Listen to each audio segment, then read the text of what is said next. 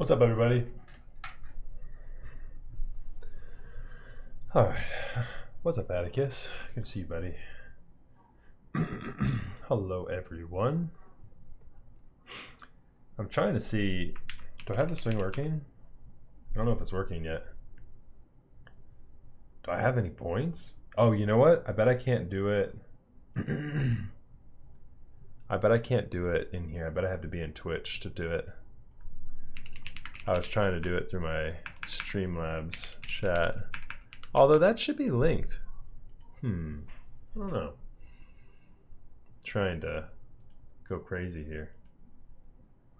Let's go crazy, chat. Let's gamble. Maybe I can't gamble because I have unlimited points.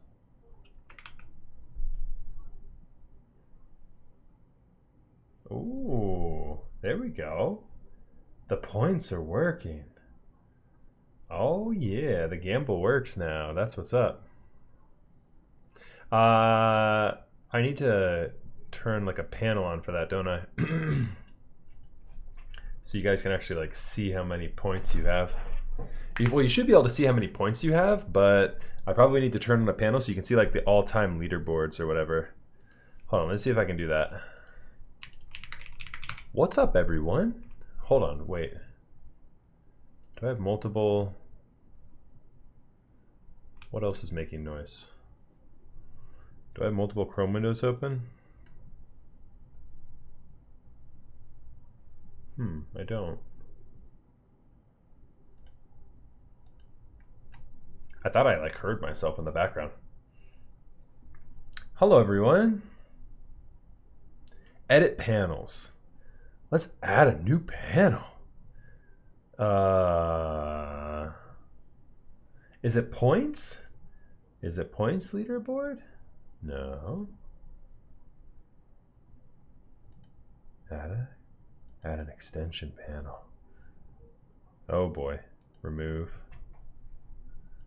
Cancel, remove. I don't know what that did. View all extensions. I need like Simon in here to tell me what this thing does. I know there's a way to do this. Yo, Powasian, thank you very much. Thank you for the follow. Appreciate that. I don't know if you have that many points yet, Scurvy. I need to probably change how points are accumulated too. I probably need to be more generous with points.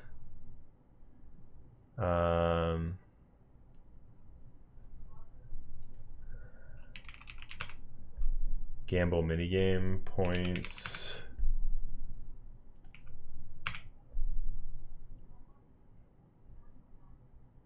Ooh, yes, here it is. Leaderboard panel for Streamlabs? That's already installed. Extension, blah, blah, blah, blah. Sure, configure.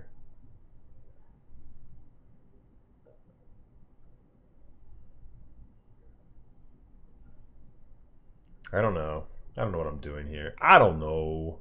I'm all over the place. It's working though. You guys can gamble. Now you have 26 points. I only have, so to tell you how few points I have, obviously I'm my most loyal viewer. I only have 1,400 points. So we definitely need to add more. We definitely need to add more points. I need to figure out how to configure this thing. Also, it's rolling at 100-sided dice right now. We just need to do like straight up roulette, like 50-50 chances. Like you win like, you know. Or do you like it? Do you like 100-sided dice? I think that gets too confusing. Like what are we even looking at then?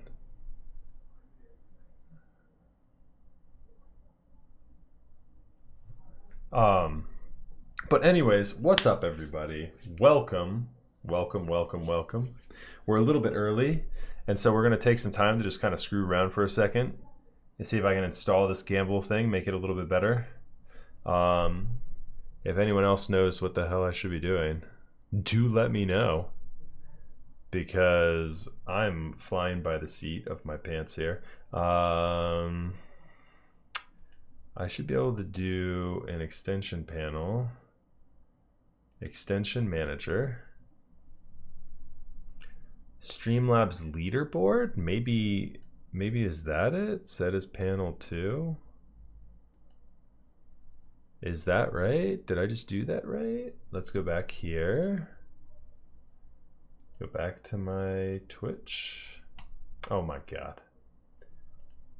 It doesn't help that it's like confused. Like Twitch makes this confusing as all get out. Okay, points, week, all time. All right, that might need a second to update.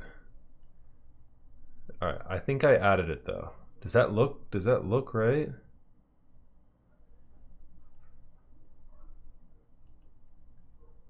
Okay. Yo, thank you so much for the 3 months there, Chongosaurus. Appreciate you, dude. Why isn't Streamlabs leaderboard updating? Yeah, that should show points. Configure. Default bits. Default tab. Default tab should be. What is it loyalty? Is that is it loyalty points or bits? What should it be? It should be, we should night theme that thing first. We should do default period should be all time. Max items, enable blah blah blah blah blah, gifts, minimum. See, I don't know if this is it. Hold on, let me go here. Let's go to, we're just gonna steal Simon's shit. Black Simon. Where are you, Black Simon? There he is. Simon's got the right thing set up. Stream elements leaderboards. He has it like even named Simon Coin. It's so dumb. All right, we need to like, all right, we need to change up how this thing works.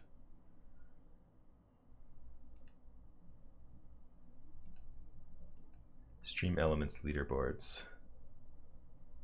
Yep, that's what it is for sure. Install, configure. All right. Let's see here. Points. There we go. Save. Now I just need to show it. Now I need to show it. Yo, Tyson with the raid. Thank you so much, Tyson. What's up? Welcome, everybody. Hello, friends. Hello, keyboard enthusiasts. Max F here. You guys just tuning in at the right time. We're just getting started. We are just getting started. Who's ready to see a Matrix Abel build tonight? I've got all sorts of shenanigans going on here. Yeah, Tyson, thank you so much. Appreciate that. What were you guys up to this evening? Building anything interesting? I first met Tyson at KeyCon.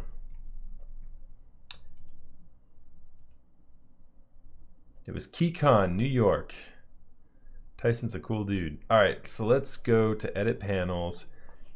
You guys tuned in for like the most riveting content on the face of the planet. We are building a what's it called tonight? Extension panel, a Matrix Abel. But right now I'm messing around activating this stupid gamble extension because I'm all about gambling. All right, so now you guys should see the point leaderboard. All right, edit panel, move that thing down. It doesn't need to be all the way up there. Whoa, where's it going? Move it down here. There it goes. Boom. Okay, point leaderboard should be up there. Current, all time. It probably is gonna take a second to like get used to. Like it's probably, or not get used to. It's probably gonna take a second for like the point leaderboard thing to update. The Maxtrix Abel. That's what's up, Chong. Yeah, you know what's up. You built a clavier plank. Nice. Yeah, ortho is not my cup of tea. I would be completely lost on something like that. So kudos to you. We had a happy mail day today, chat.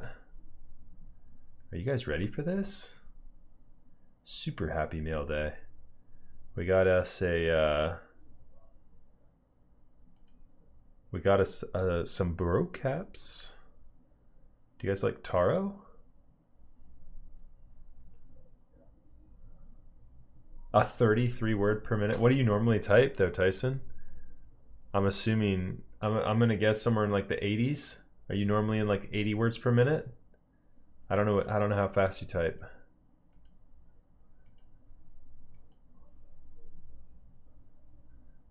Okay, so gambling is in there. It's kind of silly though. I don't want to do gambling. I don't want to do gambling where it's like 100-sided dice. Like how do I mix that up and make that better? 100-sided dice seems silly. 100-sided dice makes it so that there are weighted odds, but I think it's a little bit too much. Preferences. So loyalty, minimum amount 1. The maximum amount is, I just got like a 9s. Fucking crazy amount. Reward multipliers. Reset gamble settings. Maybe I can do that.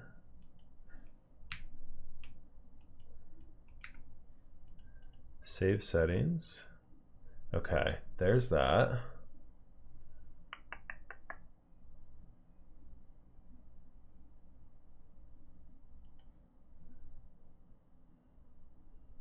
It doesn't allow me to. Is this like how I gamble in? I haven't even paid attention. Like whenever I gamble in Simon, I just do gamble all. So that's another way to do it too. You can like gamble, exclamation point, gamble, and then all, and that works as well, I think. Oh, you know, I'm good. I'm good. I'm hanging in there. It was an okay day at work. I actually went into client site today, and so, you know, it is what it is. I'm scared to gamble all in my own chat. I mean, to gamble. I'm gonna gamble 50. Does this work for me? I haven't seen anyone lose yet. Has anyone lost yet? Like everyone wins. Everyone wins. It's just how much do you win? Everyone should just like gamble all now, and like, because apparently you can't lose. I think it's gamble space all, but I'm not gonna gamble all myself because man, that's kind of crazy. Gamble 100. I think the bot is kind of like pissed off right now too. I think we've done it too much.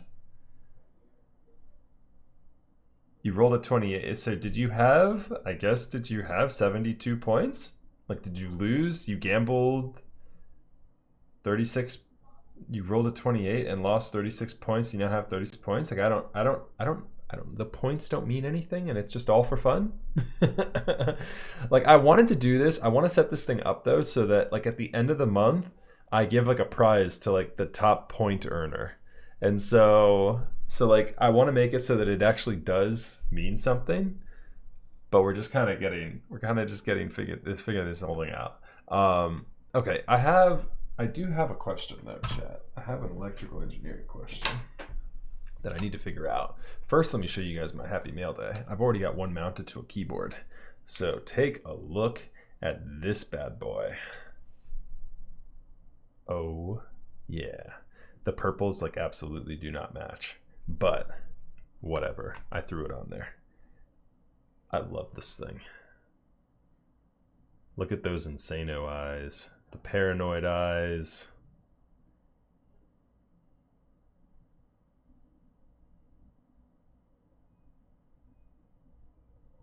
Oh, yeah. Next person to gamble all and win gets an Erebus. Let's go. Just kidding. And then we also got, if you guys are curious about the new sculpt, we also got a mortal in.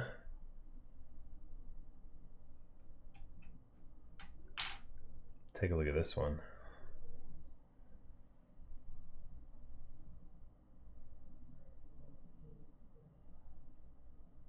This one is so cool.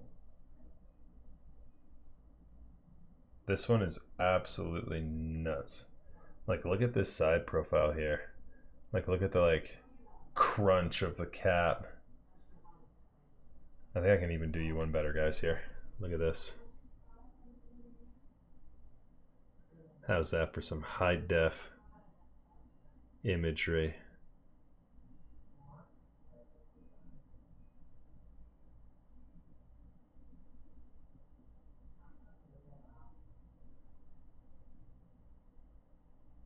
Yeah, so this one, like the skull is so cool too. It has like a shimmering effect to it as well. Really cool. I like that one a lot. Yep, so I just need to get Taro. Taro is coming in soon. Okay, so here is my question though, my little electrical engineering question. You guys can probably see on this, if you're full screened, you can see that this guy right here, this will make it easier. I can get even closer on this.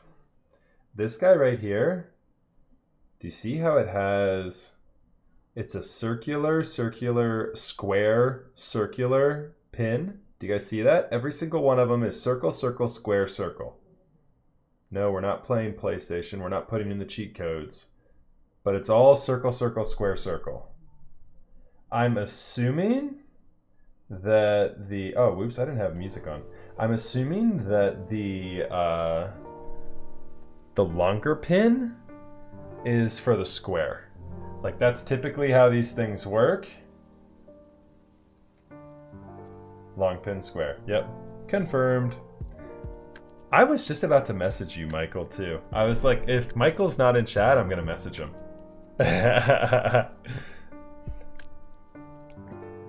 Yeah, so there we go. All right, so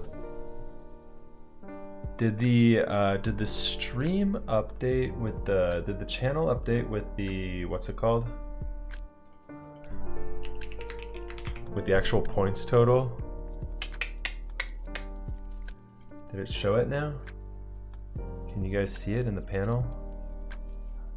I still don't see it. I have no data. I need to get the proper settings. But yeah, I seriously want to set that thing up so that, yeah, we just added it. So maybe it's just updating. I want to get that thing set up though. Like, we'll do like a giveaway or like a free build service, or like a free build service to where like I'll even cover shipping. Knowing United States Postal Service and UPS this day and age though, you'll never get your package. But like I'll do like a free build service or something at the end of the month for like the winner. All right. So with that said, yeah, we've got a little bit of work to do here tonight. Look at this little guy. So the insert for this one, the Abel X, this guy goes right above the TKL cluster. What's interesting though, I feel like I'm missing a piece, because I feel like on all of these that I've seen, there's like a little clip-on part that goes here, and then it has the Abel text, and then it kind of sits flush with the other one. Do you guys know what I'm talking about? Like, I'm definitely not missing a piece though. Like, all I have are the 4 openings here. Are we? Yeah, like, does it, like, that's what I thought. I thought, like, the little Abel text went here, and that these guys filled in. Like, right here, where it's raised, like, so you see how this is raised, both of these guys? So the X is definitely raised, but the triangle is actually raised a little bit too. And so, like, right here is actually a raised, beveled edge, and then these guys are outlined with a little edge. Yeah, I swear, I'm not missing a piece. And then this guy right here is kind of cool. This guy right here goes on top of this. And so when everything is like all said and done, you just have like a random piece like on like your PCB. It's kind of cool. I mean, doesn't do a damn thing, but kind of cool. I'm gonna install that guy right now. We're gonna go ahead and get started.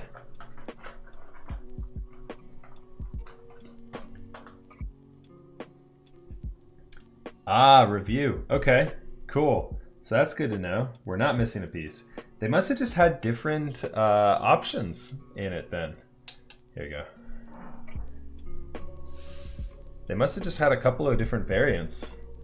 No, I mean, it's all good. Like, I was looking up a couple of these before I started the build here tonight.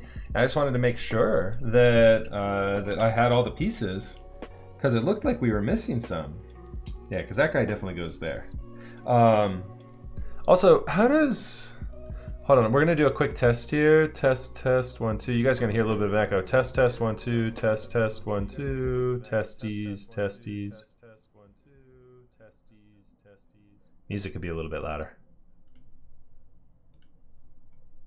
Music could just be a tad bit louder. I'm gonna turn that up just a couple decibel. Let me know if music is too loud, chat.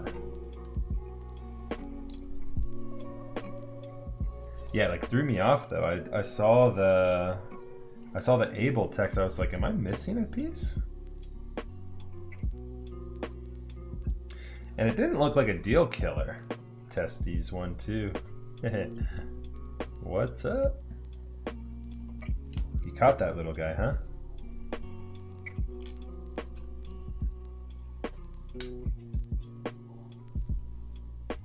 This little piece right here that I'm screwing into this PCB is just like the points in my channel. They don't mean anything and they're all for fun.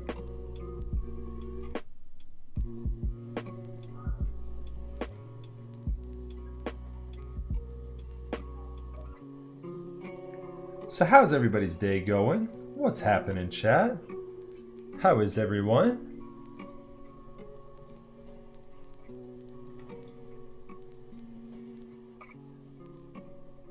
PCB ornaments. That's right. Get your flare. Get your flare on. That's what's up.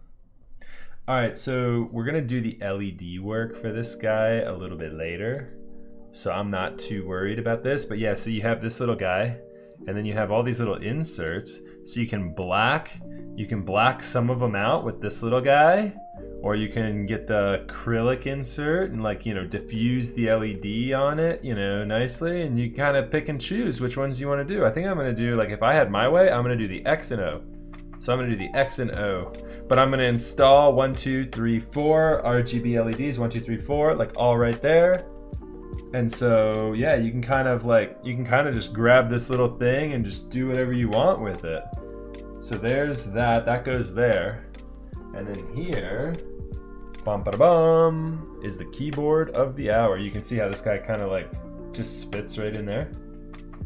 So it actually gets installed underneath, right? So like I don't have it there, close, right? But yeah, here's the keyboard. For lovers of fine customs. Here, let me do this.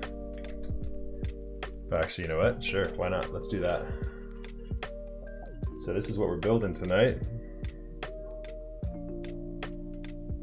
Look at that blue. It like almost looks Cerakoted.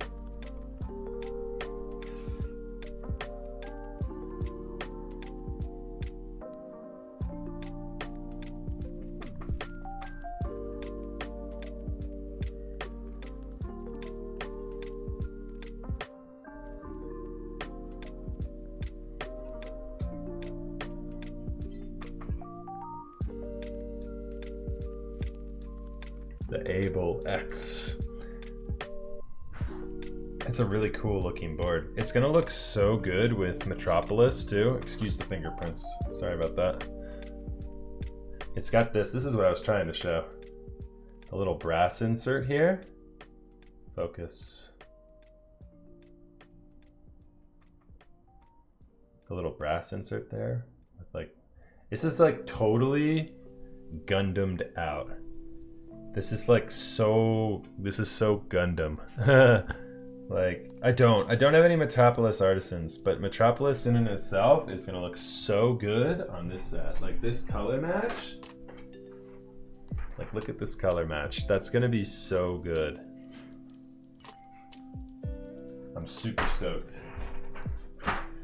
So, with that said, let's go ahead and begin. We need to start it up with a stabilizer tune right after we test our PCB. Let's test the PCB first. It's a good sign. So apparently the Exent we built up a couple of weeks ago, apparently I had just done something stupid. Like Michael got it in hand and said like immediately it was working. You're gonna have to tell me what you did, Michael, because I have no idea. You told me you had done something. You were like, it was just blah blah blah, but I didn't really know what you were talking about.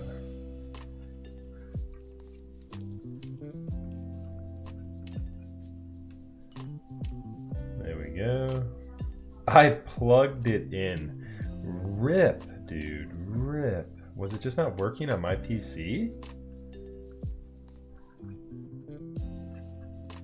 I mean, we sat here and it was not recognized. Nothing I did was recognizing that bad boy. Maybe it just needed like a fine wine to just sit for a minute. It just needed to decant. That Exent just needed to breathe a little bit. I'm gonna say it wasn't me. It wasn't me, and it wasn't my dear old PC. It was just, you know, it was just the climate that we were in. It needed to take its time. That's my story, and we're sticking to it. What are we even talking about? Anyways, well, that's good to hear. I'm glad the Exent is working. I'm gonna get that back from you and install a slew of green LEDs in that thing. We've got so many we got LEDs for days coming in for that.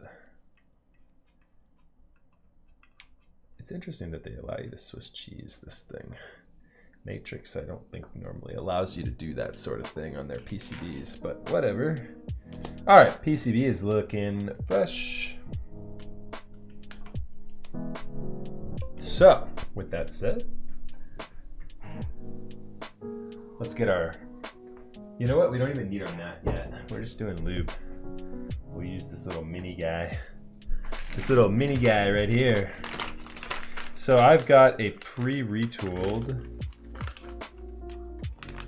7U here, I think, somewhere. These are my cherry picked stabilizer wires. I think this wire right here is good, but you know what we're gonna do?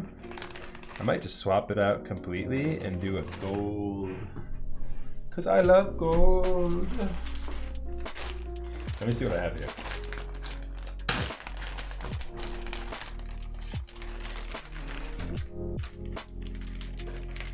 Yes, here's a pre-retooled 7 here.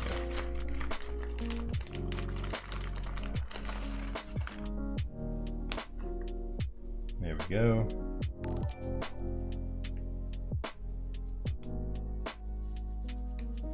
Thank you very much for the follow there. I will call you Penny. 313. Welcome.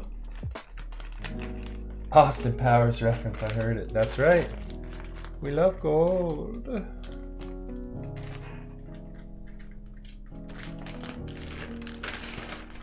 Okay. We're also going to need a spring at some point this evening. I may as well get it out now. For those of you in chat who have not watched me yet, you should know by now. If you have watched me, we put a cherry 90-gram spring on every single one of our linear builds. This one will be no difference. We've got the FFF linear switches from JWK. Tonight, it's gonna get a 90-gram spring on the spacebar. The 7U just needs a little love. I didn't test that middle row there, but I'm okay with it. I'm fairly confident that we have no issues on that PCB. It's all good. We're moving on.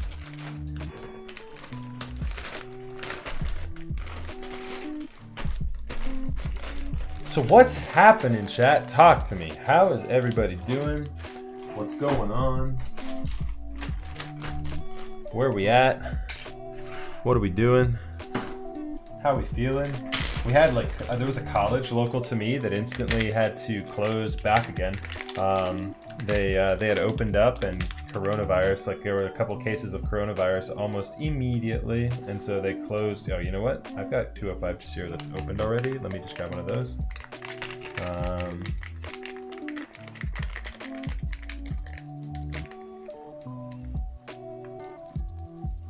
You got into a first car accident. No, dude, you messed your knee up? How badly messed up is your knee? Penny is new to keyboards and I figured Twitch would be a good start. Yeah, Twitch is a good start. That's funny that you're getting your start in keyboards on Twitch. Everyone normally gets their keyboard start on Reddit. But I will take it. I will be the start of your keyboard journey. Welcome to Mechanical Keyboards, Penny. I hope you enjoy your stay. I hope your wallet is prepared. It's only going to go downhill from here. If I can find one of these with an open set. Here, is this one open? I know I have one that's open. Oh my goodness. You know what? We're just gonna do this. Oh, that's brilliant, Max. That's absolutely brilliant. All right, so what we're doing right now, Penny and others who are potentially newer to keyboards, is we are getting prepped up to tune, I almost put that in my mouth. We're getting prepped up to tune some 205 G0 stabilizers. So we've got our 205 G0. We're gonna be putting them on the stabilized keys. We need a total of 1, 2, 3, 4 2Us. My stabilizers here are getting a little low. Okay.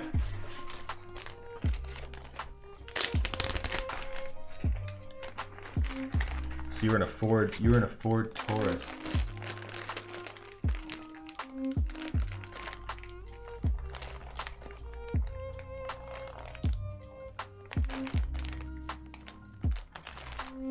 Yeah, it might take you a second to get used to what we're talking about here, but yeah, you'll start to pick up all the lingo here sooner rather than later. It can be overwhelming at the start, though.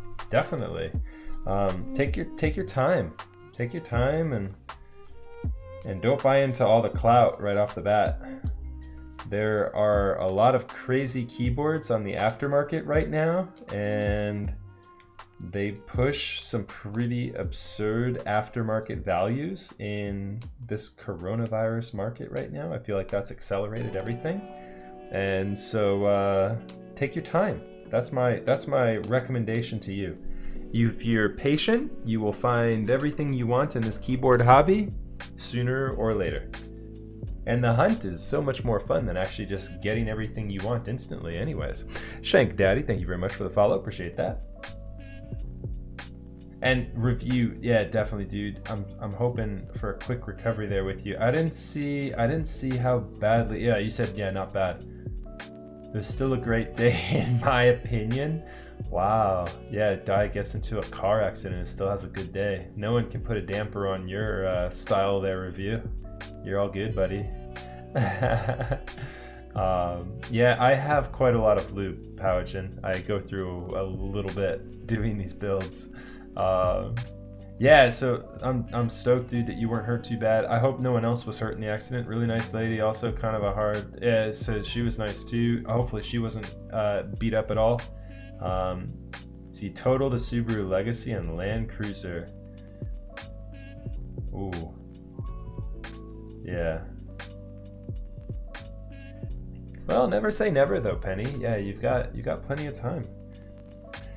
As I was saying, I know it can be overwhelming to get into keyboards, but you know, it's a fun cathartic experience, kind of to make it your own. You know, you kind of get into it, and next thing you know, you're into like trying out all sorts of different components, and once you get into that point, you can like really make it your own. Tune every little bit and component of your keyboard, make it completely yours, get your own little personal touch on it. My wife has got a Jeep, actually.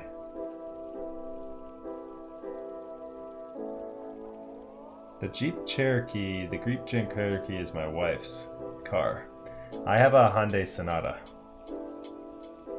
but in around this time next year, I'll be getting a new car. So I've already started to do like a little bit of research to figure out what I want to get. My wife is convinced that we need a third row seat for when we get a new car. So I'm looking at like bigger SUVs. she's thinking like once the kids get into like, you know, soccer and after school activities and all sorts of stuff like that, that, you know, we'll want that third row. Or even if we're just like, you know, with the in-laws, you know, getting that third row to be able to like, you know, have a couple extra people in the car.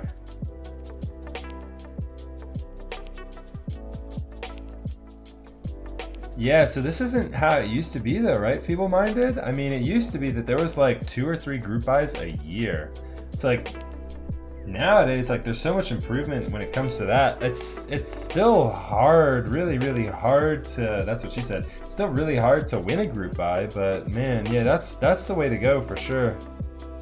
I don't do anything other than group buys for the most part. Although I miss out on all the Korean stuff. Anytime I get like a Korean board, it's always like aftermarket flipper prices. I paid flipper prices for my physics. The LZ physics that I have coming in this week. So sometimes you just gotta do it if you really want it. I just bought switches and loop, but I'm still deciding on the other parts for my first build. Nice, Shank Daddy. Well, yeah, you got plenty of time. Dan Demand with the follow. Thank you so much for that. Appreciate that. Model Y, is that the SUV, the Tesla SUV?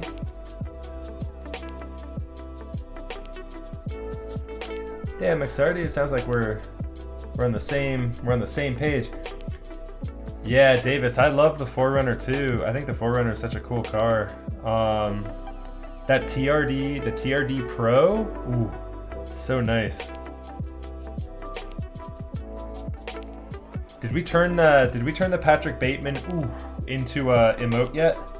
Because that's what I need right now. I need that. Because that's my favorite, that TRD Pro. I love that thing. Although I just don't know if it makes enough sense with having the kids. I was looking at the Sequoia as well, the bigger Toyota SUV. The Sequoia looks nice too.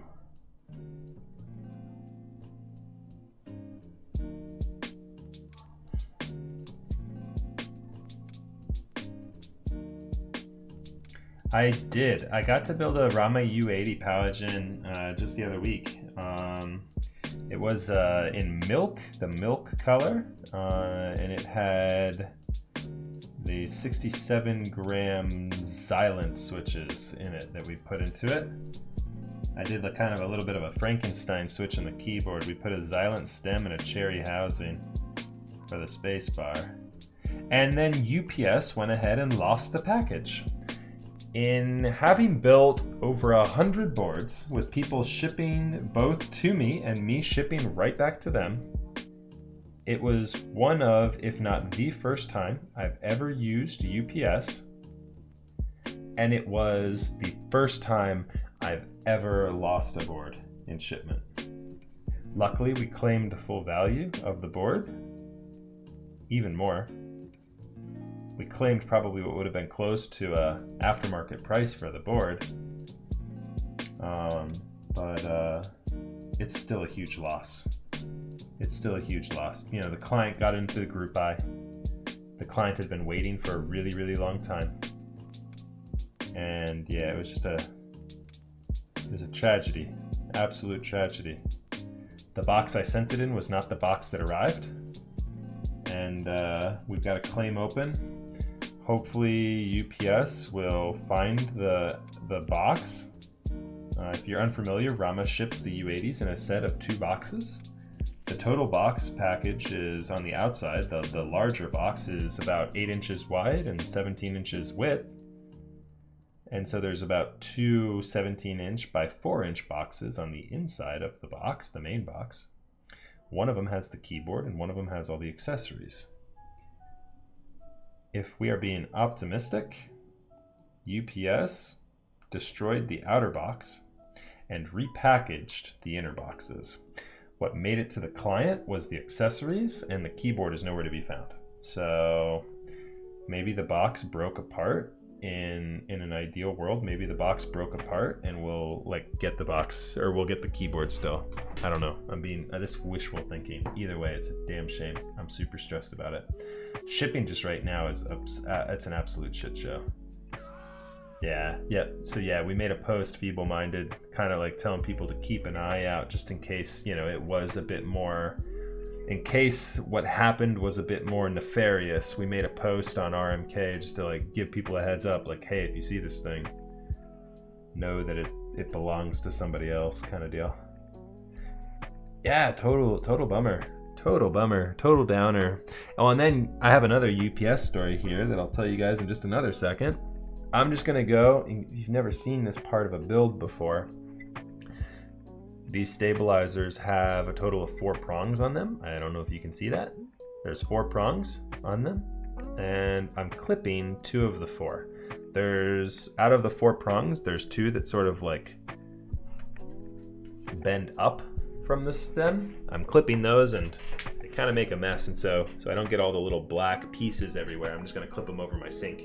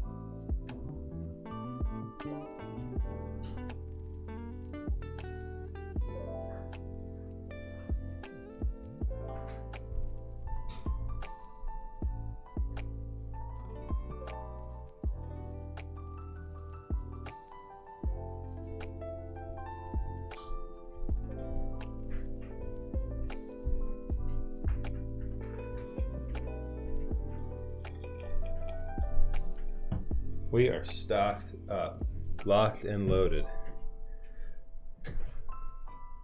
All right.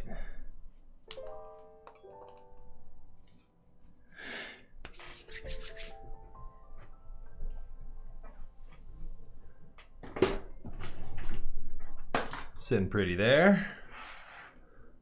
Beautiful.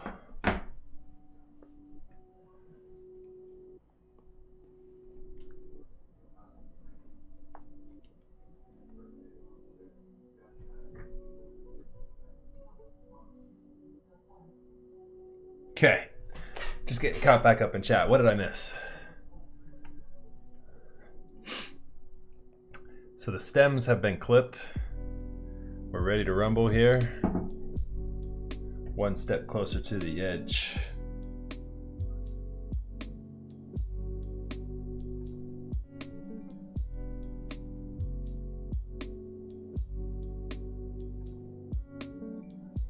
Oh, yeah, I got you, Arson.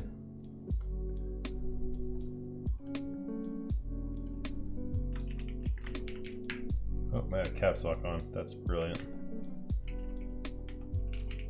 Okay, there we go.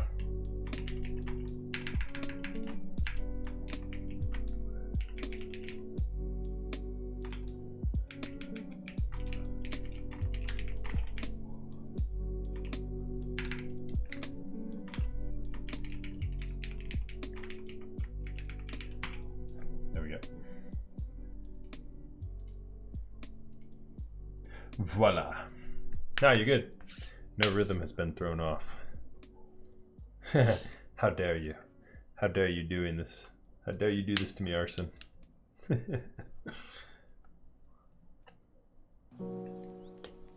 Alright, let's see here.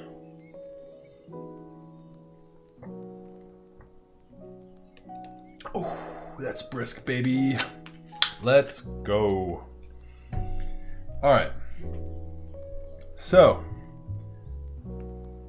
yay, keyboard builds. Okay, so again, a little bit of knowledge here. What we're doing right now, tuning up some stabilizers.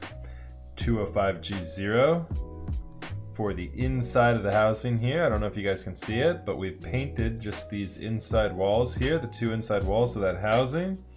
And then you insert the stem for the stabilizer. There's two holes on one side, as you can see there, and one hole on the other side. Side with two holes goes towards this opening here. That's like as beginner friendly as you can get. Let's go, right? I need to get a better office chair. I am not sitting as ergonomically as I should. I have a list, chat. Cross-check my list with me. The things I want to do. I want to paint my office a darker color. I want to get a new chair. And I want to get some sort of other ambient lighting behind me. I'm not a big fan of that light. And then another big thing that I want to get done is I need to get an electrician in here to actually install overhead track lighting. You have Herman Miller and he's still slouch? Yeah, trust me, I know the feeling. This is an IKEA, this is one of those IKEA chairs. It's not a bad chair for the price, but it's a cheap chair. It's definitely an improvement over what I had, and it's got a nice high headrest, which is nice. So if I'm lounging, like for like when I'm listening to music, it's a great chair. But when I'm actually doing something where I need to be like sitting up like I am now, it's not the best chair.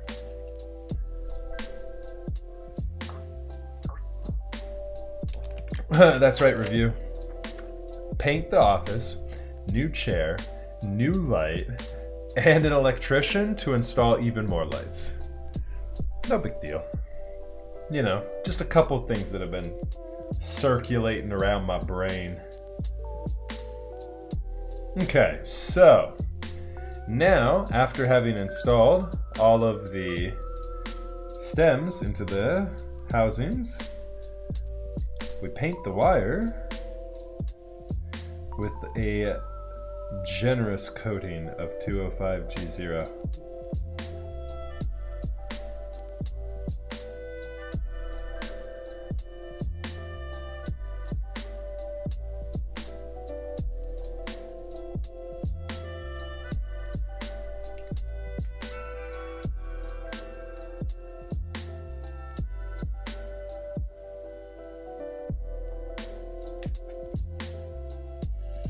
Yeah, I have.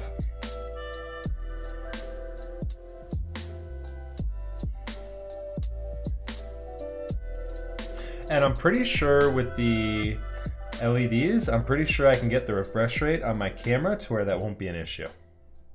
I can just change the shutter speed on this to make it so that it's not an issue.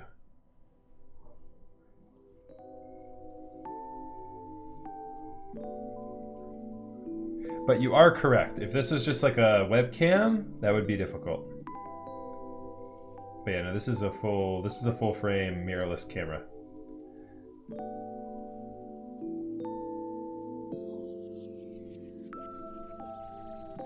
Whale over UTD review? Like what, a hard take?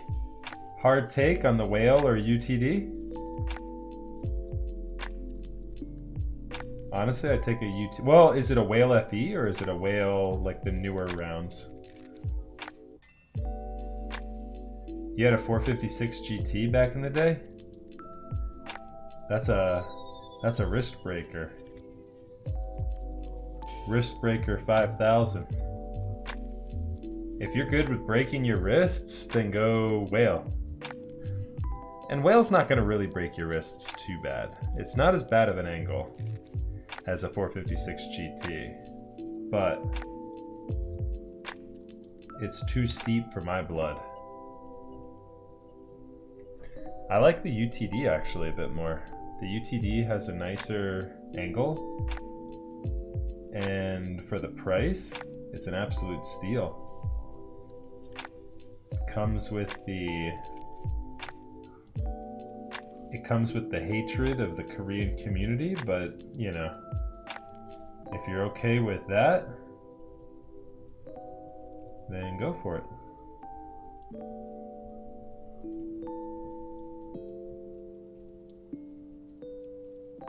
The PC Salamander's nice. I built one of those with a carbon fiber plate. Super nice. I very much so liked it.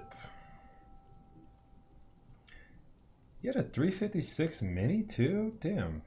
You're flexing up in chat, Arson.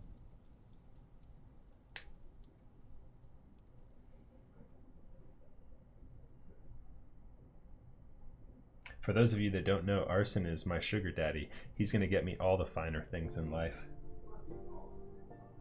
Arson, I would like you to start by hiring me a painter to paint my office, please. I'd rather not have to do that myself.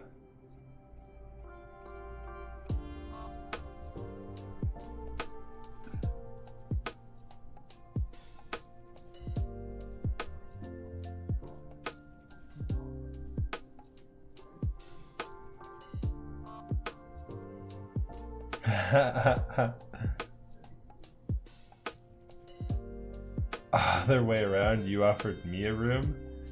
I could do. Oh, nice. There we go. There we go. There we go.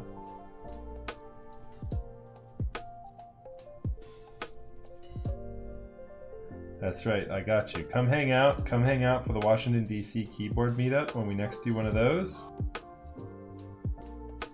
I'll put you up in the guest room, and you can run the electrical for me in my office.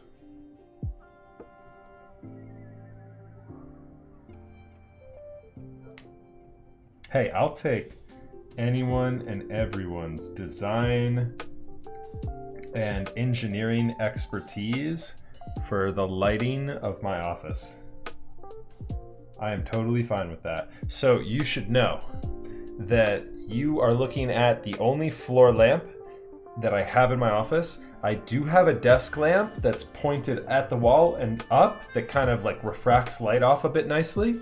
I have a huge, larger than life light box right there, like the light of 1,000 suns glaring down on top of me. I only have that one turned up to like 40% because it's so big. And then I have a key light that's right there behind that webcam turned onto me as well. That's at like 60% or something like that, just to kind of like level out this right here.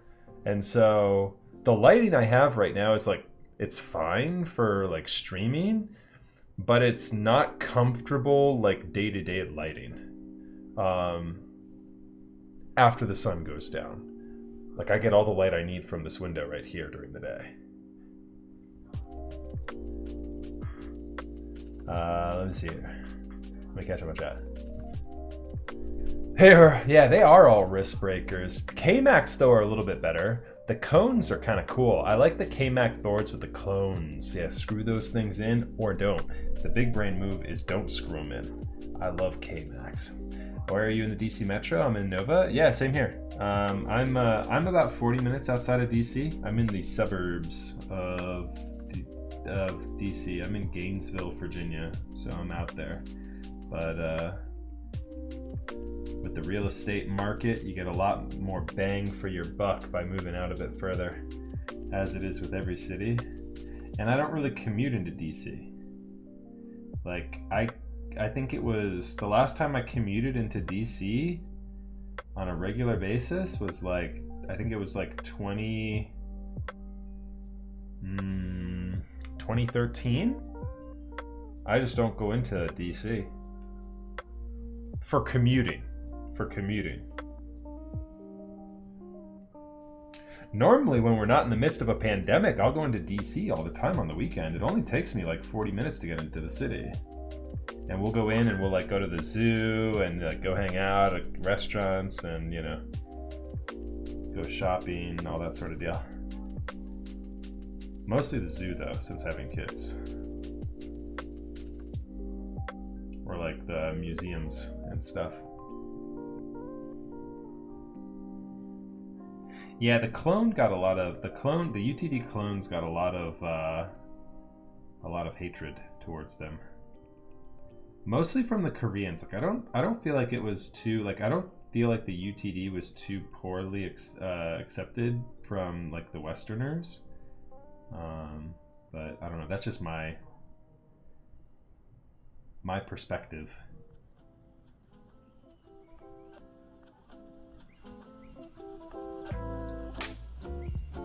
Hopefully these sound good. I haven't tuned GMK in a while. Because GMK is shit normally.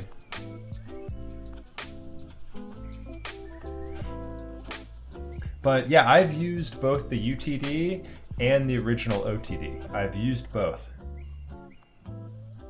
And I mean, if you have an original OTD, you don't have to worry. The UTD does not compete. And okay, so let me back up.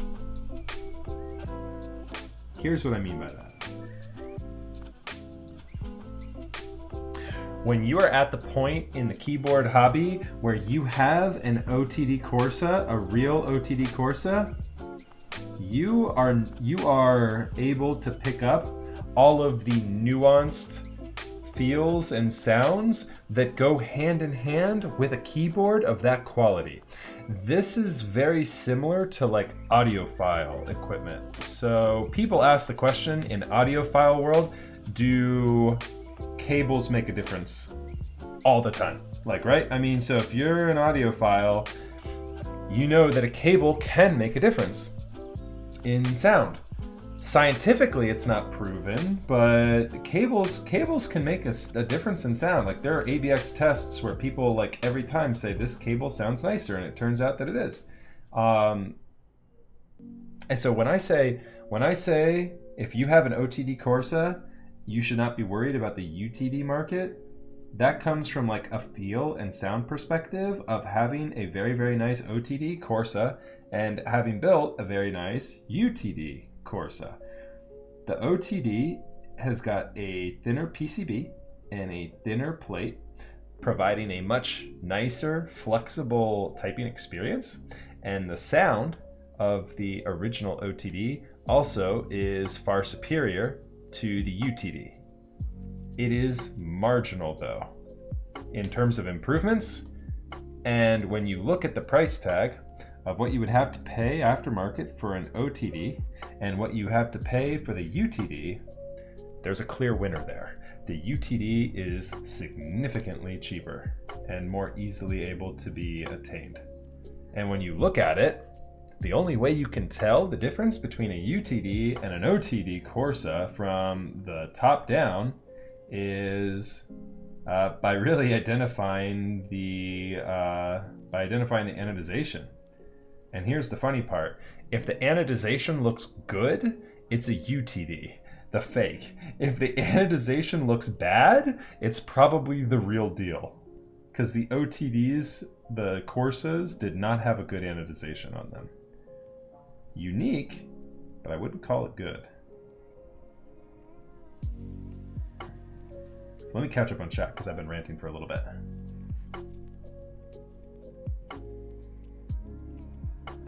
Yeah, mercy side. Yeah, absolutely. Going up and down 66 will absolutely have you questioning your life choices. I do not do that. This day and age especially, I'm working from home, but I do generally work from home as well, even when I'm not in COVID. I just messed that wire up. So let's do this. Let's get this guy in here.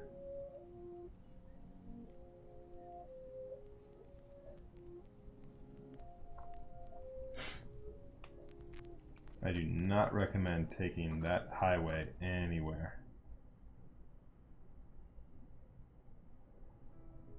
During rush hour, that is. Oh my god, my paintbrush is a gloopy, gloppy mess. How did Loop get all the way up there?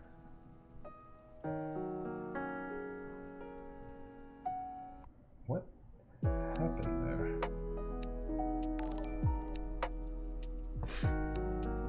Sep, what's up? Thank you very much for the follow.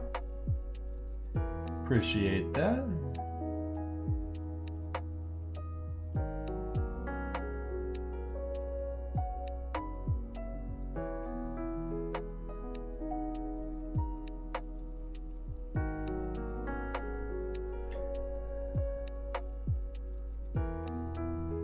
I bought and sold the 456 for 750.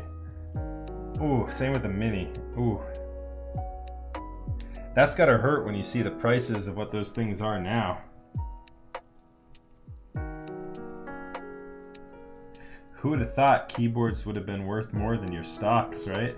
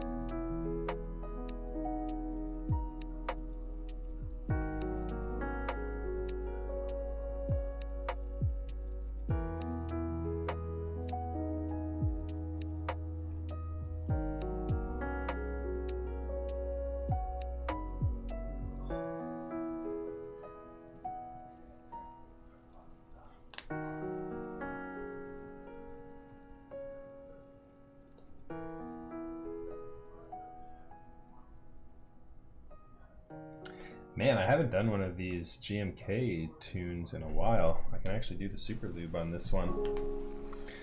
It's not a part of the tune I've done in a little bit. But since we're here, we may as well do it on this guy.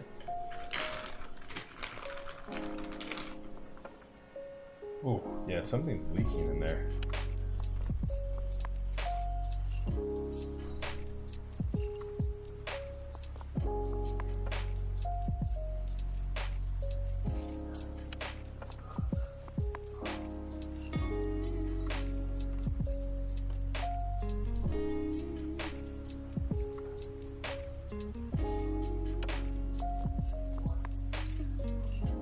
Oh, the pre-retools are where it's at for sure. Yeah, I mean, I would have never stopped using GMK had they not ruined it.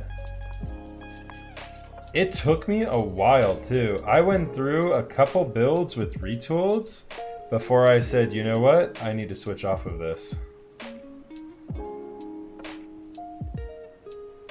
Because I didn't want to believe it. I didn't want to believe it. I wanted to keep using GMK. I was like, nah, it can't be that bad. I was stubborn. It took me a couple builds to swap off. It's a damn shame they ruined them. I wonder if GMK is going to come out and be like, GMK screw-in stabilizers, GMK classic. They'll have to do the exact same thing Coca-Cola did. There'll be GMK and then GMK Classic. It's like, hey, we messed them up. We realized that. We made them better again. Clip-on stabs. Hey, there's nothing wrong with that. Clip-on stabs, a little toothpick mod. Don't hate on the OG cherry. All right, Arson. You're welcome, man. I don't know what I did, but you're welcome. I didn't do anything yet. Thanks for tuning in though, dude. I mean, back then you could buy pizza with Bitcoin too. That's true. Single shot clacks for 80. Yeah, I don't even know what clacks go for now. It's funny, anytime you ask a collector what a clack is worth, they're like, I don't know, $200. Like, nobody sells clacks. Yeah, nobody's selling clocks. Sep, I missed it. I use a 6337 solder. The Kester 6337. All right, chat. We're done tuning the stabilizers. At least I hope. We'll see, right? Maybe we need to come back and fix a couple of things, but I think we're okay for at least right now. We're going to go ahead and install these and see what they sound like.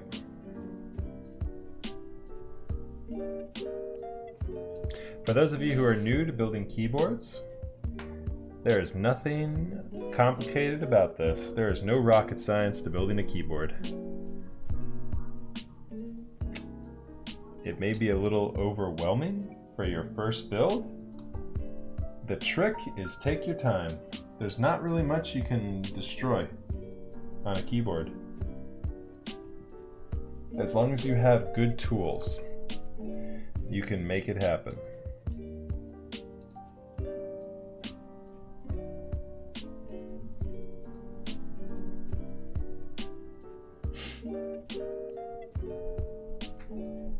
Apiary just came out with an interest check?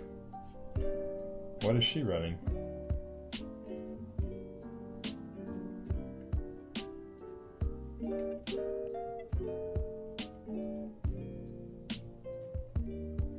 Ah, GMK Noir. How's that look? Is it any good?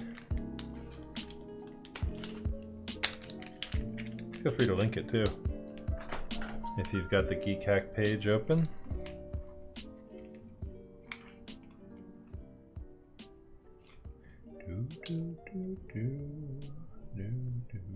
Absolutely gorgeous in your opinion. Nice. Yeah, feel free to link it.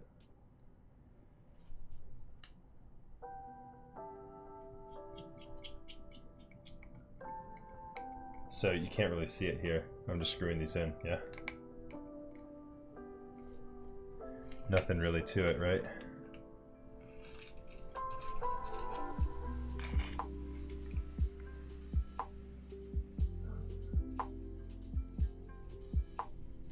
Let me take a look at that interest check here in just a second too.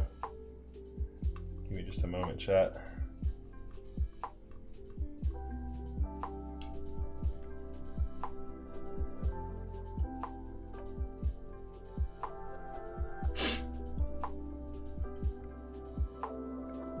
Ah, so it's like a, what is that, N9? GMKCR? Looks kind of like an N9. Ooh, I like that desk mat.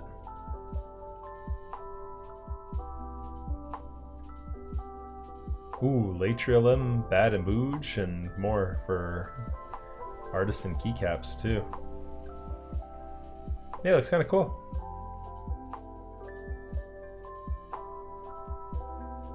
Cool little play on like the cafe style tones there. I could see that doing well. Nothing wrong with that. Hey, thank you so much for the follow there, Blood Particle. Appreciate that. I do. Oh, thank you very much for the host too. Amaze Draven. Appreciate that.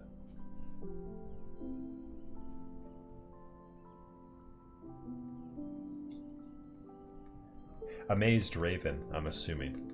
That's what I'm guessing your name is. I enjoy guessing what people's Twitch names are. I love it when people have like a funny name too, and I say it like, "Oh, hey, so and so, thank you for following." And then I say I've already said it at that point, and then I'm like, "Oh, lol." Amazed Draven, okay. Gotcha. Amez Draven. Amez Draven. I wish I could type.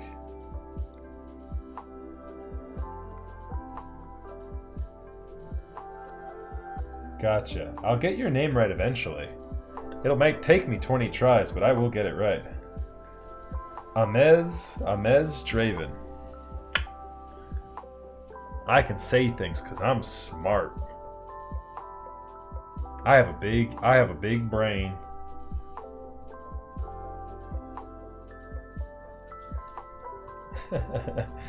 You know who we haven't seen yet tonight? Yeffy's probably thinking I'm starting stream at 9 o'clock. And Justin, I think, is delivering a baby right now.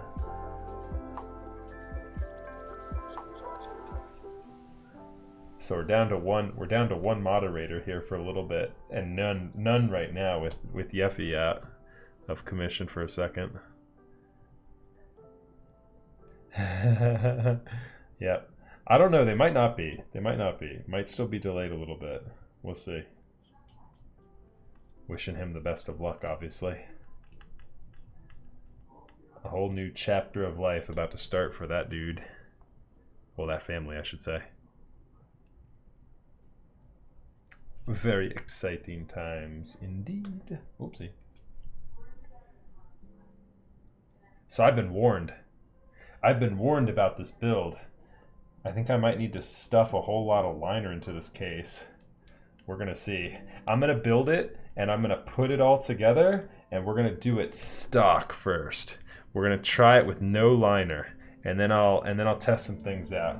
I've been told that toolbox liner doesn't do it either. I've been told I need a thick sheet of like plastic liner.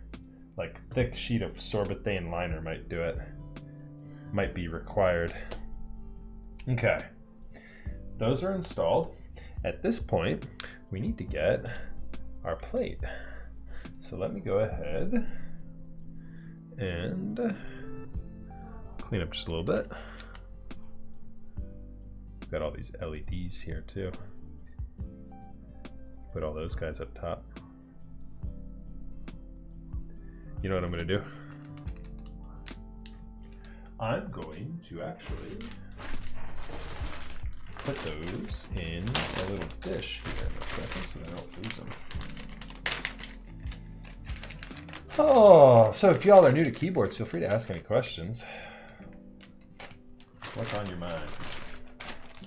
Or share. What have you got coming in? I'm giddy like a little schoolgirl. I'm so excited for this LZ Physics to be coming in. I can't believe I paid flipper price for it. Like, I haven't been this excited for a keyboard in a while. Okay. Here's our switches for tonight.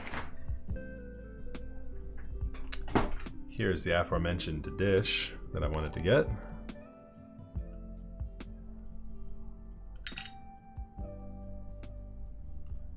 Perfect. That stuff shouldn't fall out now. Thank you very much for the follow there, Bass.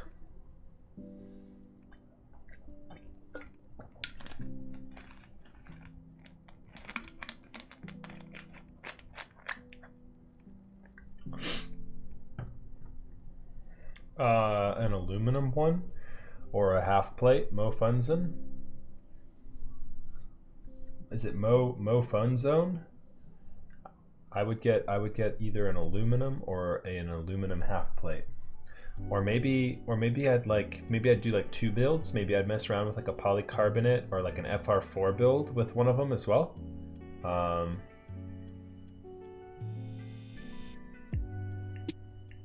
Review, were we talking about this? Did Matrix make these switches?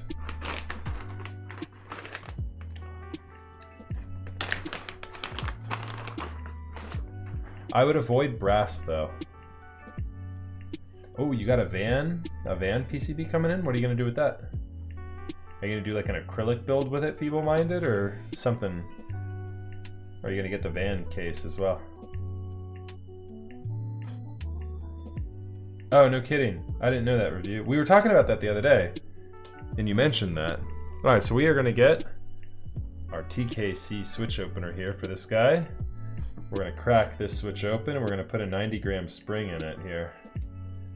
These are very smooth by stock. We're actually doing these switches stock tonight. They have a factory lube that's installed in them, but I'm installing a spring here in this guy. And so I'm gonna be putting a little bit of oil on this, and I will also just tune up with 205 the spacebar as well to give it a little extra something, a little thicker switch on the spacebar. But all the other switches are going to be stock in the build tonight. Yeah, 90 gram is the default for us, Nanu. If you haven't seen that, that's what I do in almost all of my 7U builds.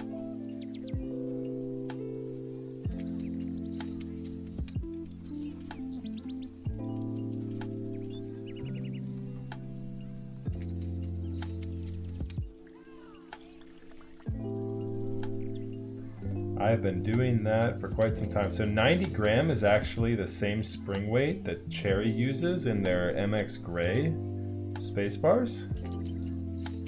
And so this is the way. Do not fear. This is the way. All right, so the spring is oiled.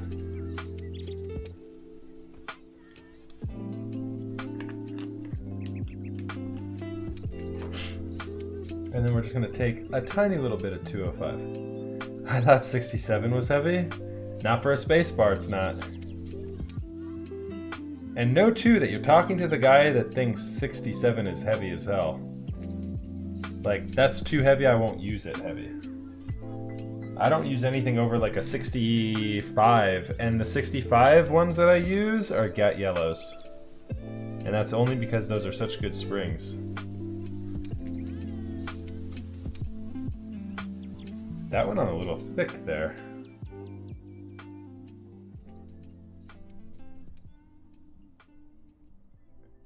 Wipe a little bit of that off that housing there.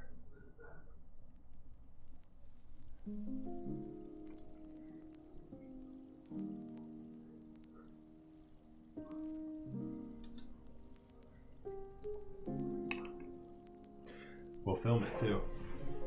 Because why not? We're here. We're here.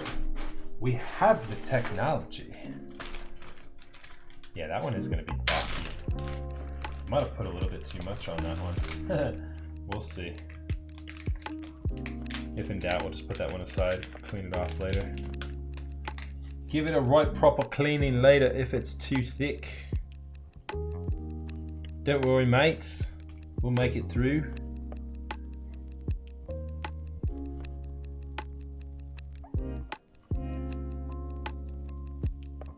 Ah, shish kebab. We put it in backwards. Now we're in the right spot. Desk key switch films love just disintegrating on me. Like, these switch films love just saying, hi, so you wanted to, like, you know, not have me crunched? Sorry, bro. I'll be right back. I'm gonna go crunch myself. Give me this here. I'll take a tweezer, please. Yeah, factory lube on these FFF switches seem like they're even thicker than what was on the Sohos that we tuned up last night. Seems even thicker.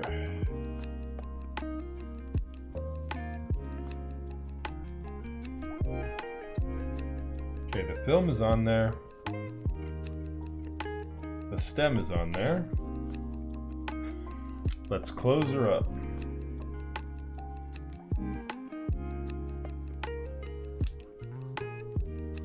Did I get it? I did. I got it. That's a thick boy.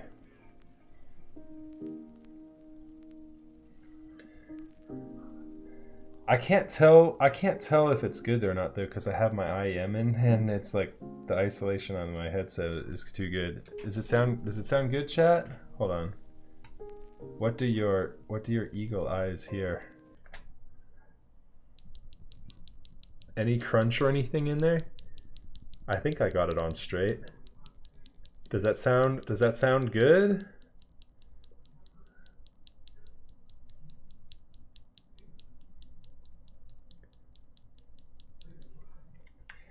I was the same way. When I started out, I didn't like light springs either, but now that I've been in the hobby for a while, like, I can only do light springs.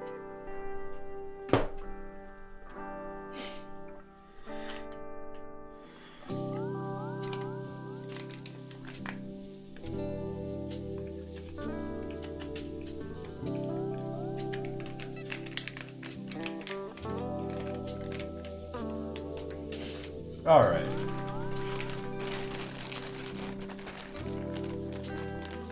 Kimchi is here. What up, dude? Good to see you, Kimchi. Just finished tuning a spacebar switch for this build. We're gonna go ahead and mark it so that I don't lose it somewhere.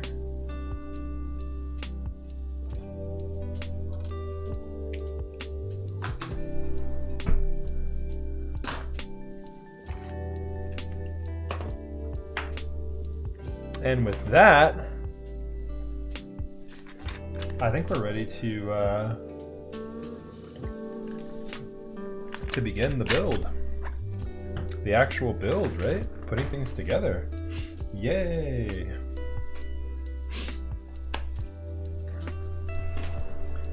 Because I just had some lube on my hands, I'm gonna go ahead and put on some gloves.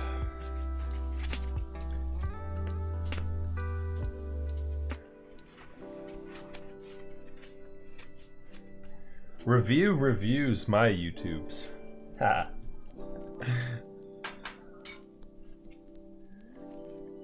He does reviews for the tube, not reviews on the tube himself. I shouldn't speak for him. I'm not 100% on that. I don't think so, though.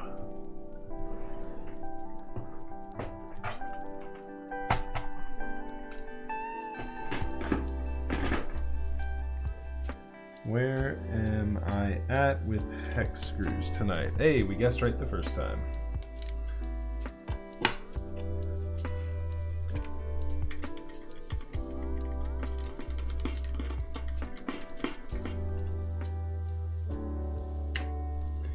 Magnetic hardware, oh yeah.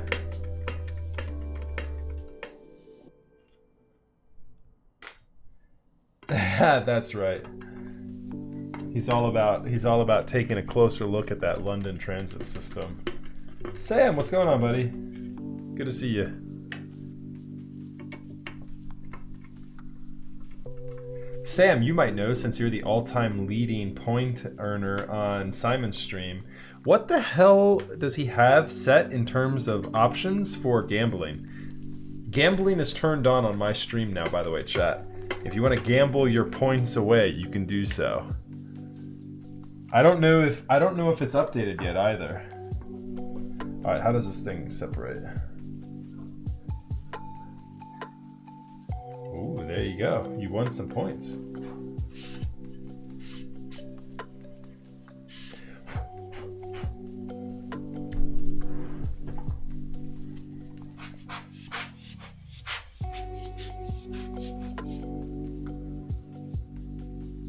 Does he have what I was going to ask you though, Sam, does he have a 100-sided dice for gambling?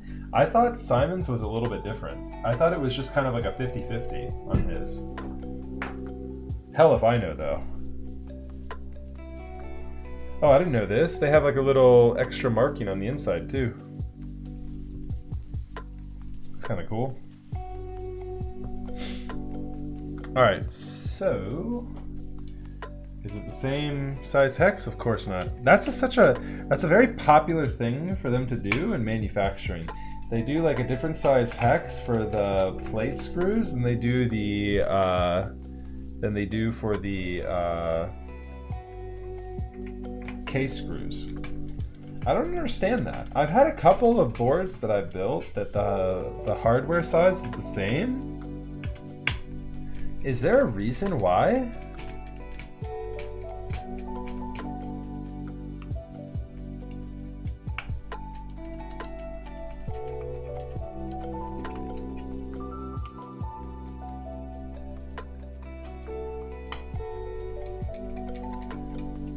Yeah, I just don't. If you're talking about it, Mixardi, I don't get it either. I'm not 100% why you would change it up and make it so that it's a different hex screw for the plate screw as well as the case screw. I'm not sure.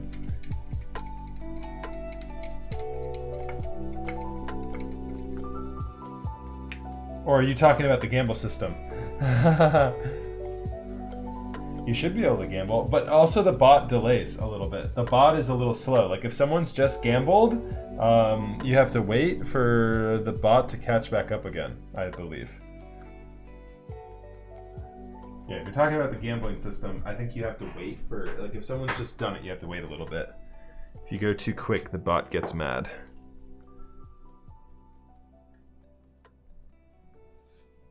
Points. Do points work? Does exclamation point points actually do something of Sam? Were you able to see?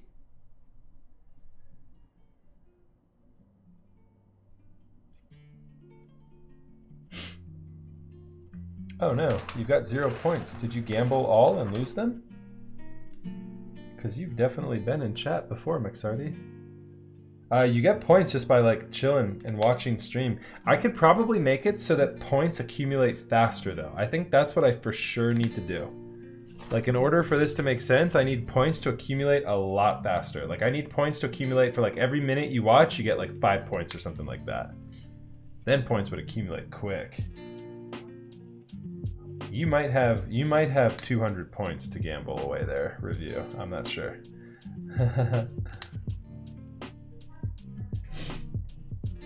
But yeah, sometimes it just doesn't work too. Sometimes it just kind of gets upset. Like I only have 1,400 points, and spoiler alert, I've watched every minute of my stream. Well, actually that might not be true. That might not be true. There are streams I watch, you know, that I don't watch.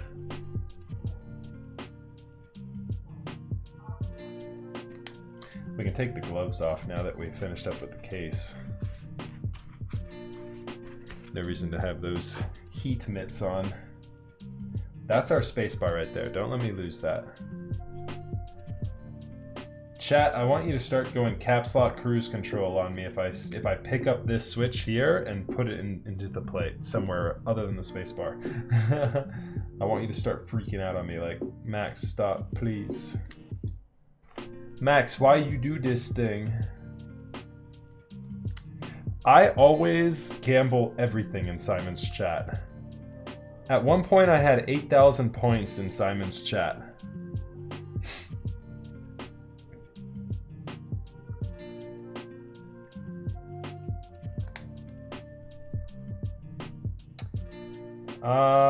I don't know what that is, Sam, so I'm gonna say no.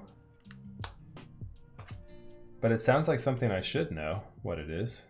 An IM plus?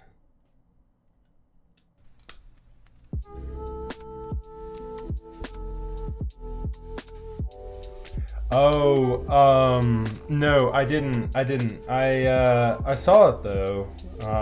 Yeah, it's like, that's what I was gonna say, is it's not open for Westerners yet, right?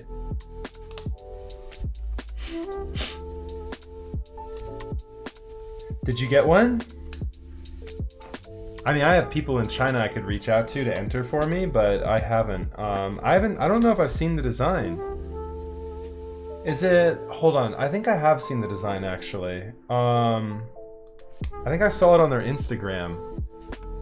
It looked pretty crazy, right? Modularized, all sorts of wild, normal for Matrix, all sorts of wild component. Yeah, the switch on the back, I did see that. Yep, I remember there was something really bizarre about it. I remember that for sure. That's like next level knob tactics right there. Switch on the back? What are you gonna do with that? What's a switch on the back for? I'm sure I could think of something like worthwhile to map that to, but just right off the top of my head, I don't know what I would map that to. Like, you know what I mean? Like a switch on the back, it would need to have, like, okay, so Simon's ISO, I could map that to like push to talk or something, you know what I mean? But like, I don't understand what I would put on the back. Haha, lol, LMAO. Welcome, thank you for the follow. I'll keep you laughing in this chat. Let's go.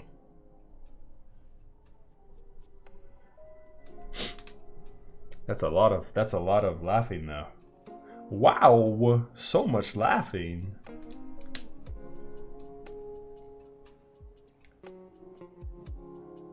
Yeah, I'm definitely excited to see it. Like, I'm curious, but like all things Matrix does, I love that they started putting like the tools and toys. It's an emphasis on toys because their keyboards feel like toys, right? Matrix always has these like wild designs that are just all over the place.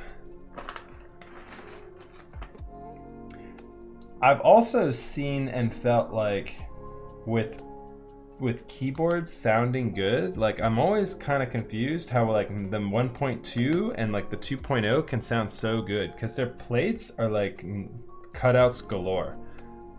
Matrix plates have more cutouts than they have actual material, you know what I mean? Like, look how many cutouts there are in this thing.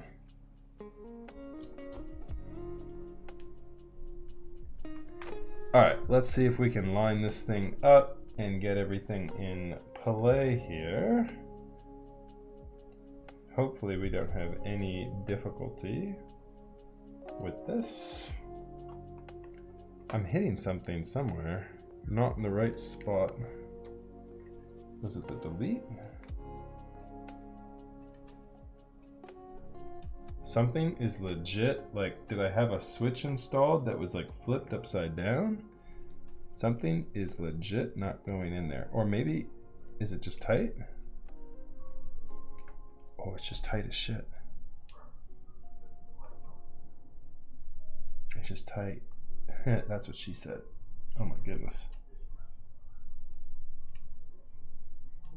I'm about to put those gloves back on. All right, I can't make mistakes here because this is so tight. This is going to be an absolute nightmare to take this back apart. Oh, please, please, please sound good on the stabilizers. Because this is not going to be an easy thing to take apart if I have to. I'm going to kind of just like try and push the switches in around the stabilizers because I don't want to have to pull all these out if it doesn't sound good. This is like no lie, one of those things that's like, I'm gonna break a sweat pushing these in. Gross. Ugh.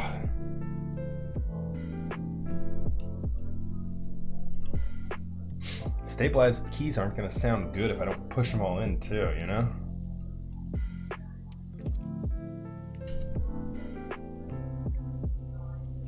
I just gotta push them in.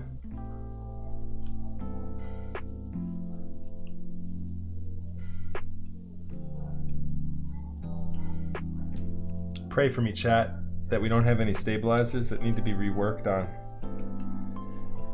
Oh, the switches will be looser when we go with them for like, you know, if I need to pull them out, they'll be looser for sure the second time. But right now, they're in there tight.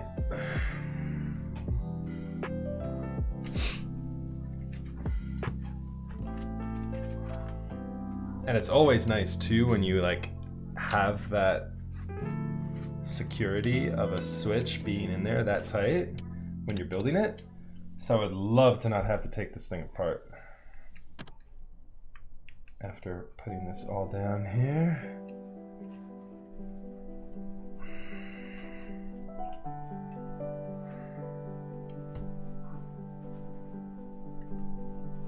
Yeah, I should lube the switch stems.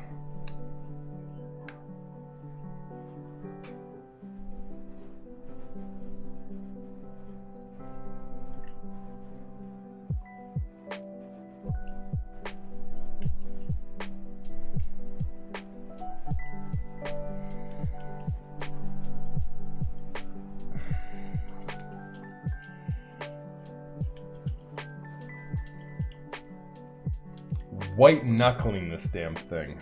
Good God. Whew. Like I seriously started pushing this plate down with the switches and I thought I had something blocking it. That's how like little these switches were going in. Alright, I think I have the switch on there now. The switches I've loaded up I think are in there now. I might need to push some of them down a little bit more, but I think I've got them down enough to where we can install these suckers and see if the stabilizers sound good. We're in big trouble if the stabilizers don't sound good.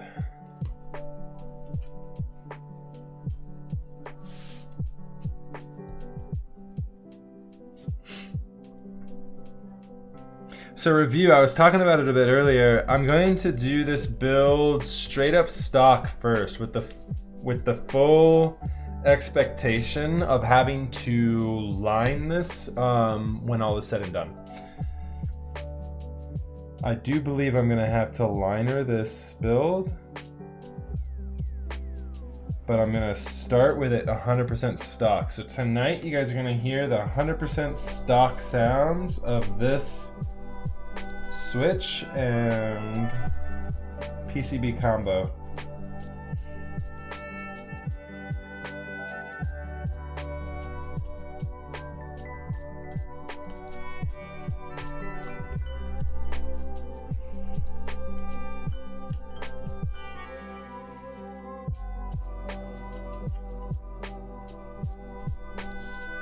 What's up, Spiked? Good to see you, buddy. All right, we're gonna grab, shoot, you know what we're gonna do? We're just gonna grab this up. Because I can put this down so that I'm not actually soldering on top of the keycaps we're using.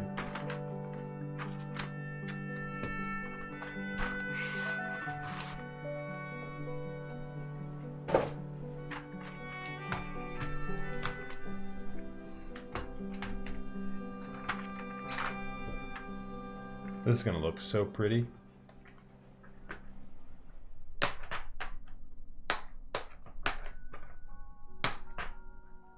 How you doing tonight, Spiked? Good evening to you, sir.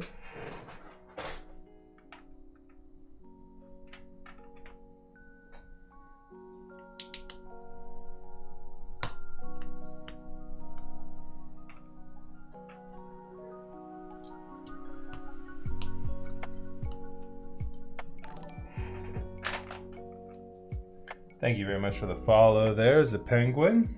Appreciate that.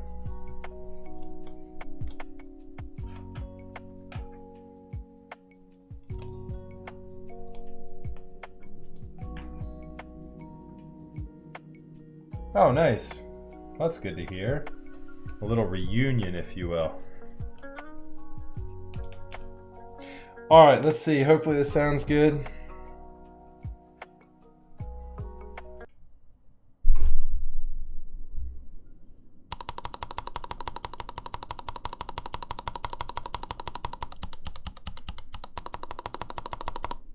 One down.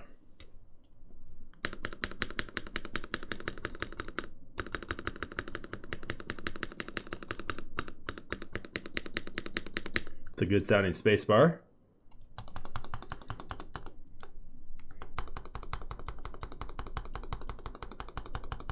Sounds good.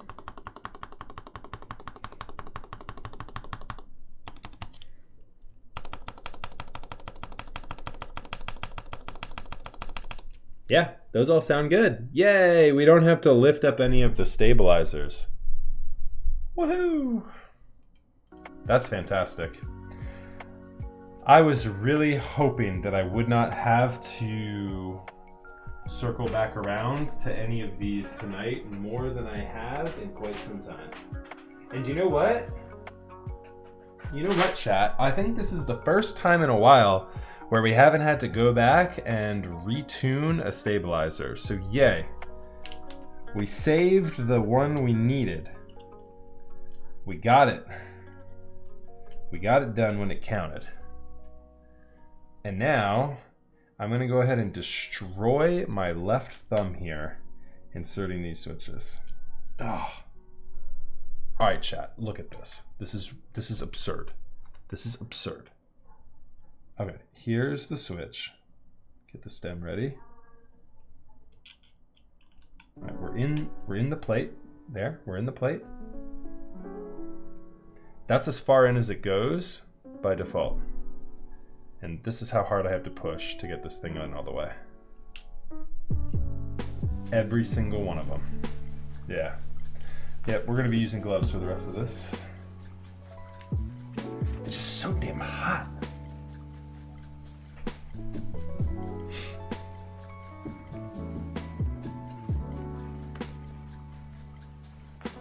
Hey, somebody use the socials command. How does that look right now? I really need to switch how many points accumulate. How can I change that? How can I change that quickly? It's with an S, socials. That kind of formatted in a yucky way. It works though. The links should all work.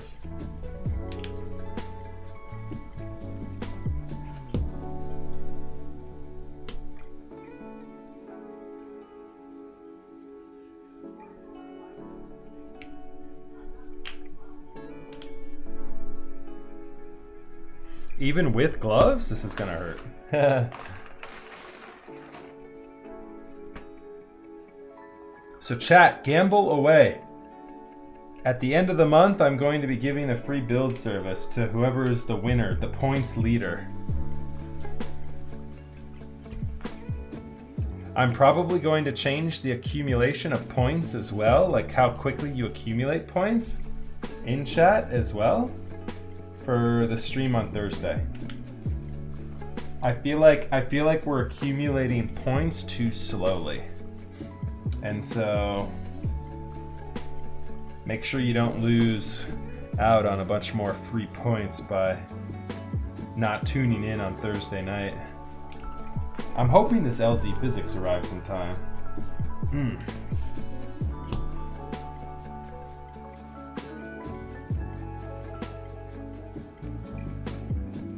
Is that a worthwhile giveaway? I feel like that's pretty good, right? A free build service where I pay for shipping both ways? Like, that's not too bad. Pizza Hut with the follow, thank you very much. I feel like it also, for like people that like are on the fence about getting something to build, I feel like it would incentivize people to like pull the trigger on getting something else. You know what I mean? Like, I feel like if you're like on the cusp where you're like, oh, I want to get this, but I don't really want to build it. Like, I feel like for some people, like some people are going to be like, nah, I decline, I build all my own boards.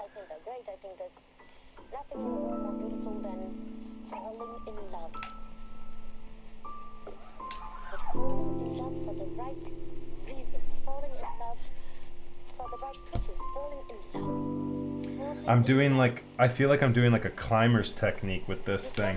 I'm like pushing this in, and then I'm pushing my thumb with my other thumb to push this in. Like, it's like the pinch hold, where like I get the finger here, and then I bring my thumb over to hold it. Like, I'm not a big rock climber, but I know there's moves like that, right? I'm doing rock climber moves to install the switches on this keyboard. They're so tight.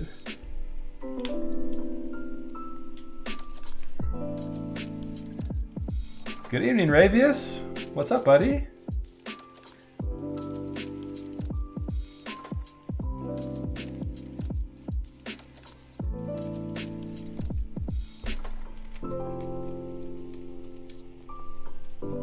So the 100-sided dice, things are weighted differently. I think if you get like 100 out of 100, I think you get more points than if you get like a 1, right? Doesn't that make sense? Like, the higher you roll, closer to 100, the more points you'll get. So if you like gamble 100 and you roll a 100, you get like 25% more points, or maybe a 50% more points. I don't even know what it is.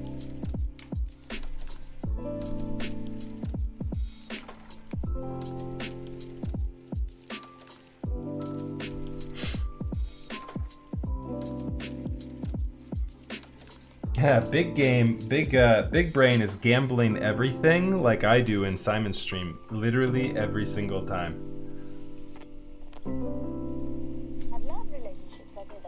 At least 2 or 3 times a stream for Simon. When I'm in there, I'll just do a gamble all. And man, I had a good run going for a little bit. I would generally wait for someone to lose, and then I would do a gamble all to quickly clean up. And that was working for me for a while.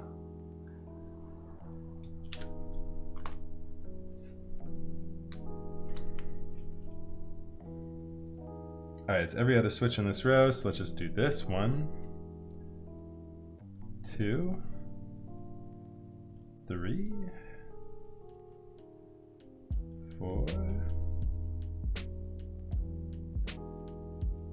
I have a question, chat.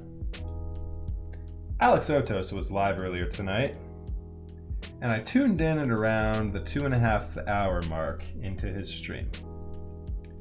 And he was all but done with that keyboard at 2.5 hours. Is Alex Otos, is he building the entirety of the board on stream? Or is he like getting a head start and then going live and like soldering a little bit and then dressing it up in keycaps and like, you know, basically just, you know, putting out, you know, a more abridged version of a keyboard build? I didn't catch his stream from start to finish, but if it was a full keyboard build in like 2.5 hours, like, that's impressive. How is he building that quick? Nice. He's just not messing around.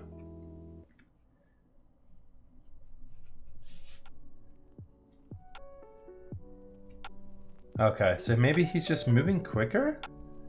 Maybe he's just moving quick, or he does it bits in a time, you saying? Like, maybe he takes like a break? Like, so maybe like he'll do like a part 1 and a part 2 or something like that? Like a different stream? Or he's doing the whole thing from start to finish and he's just moving that much faster than me? Because I'm at 2 hours and he was like done at the 2 hour mark. I haven't even started soldering yet.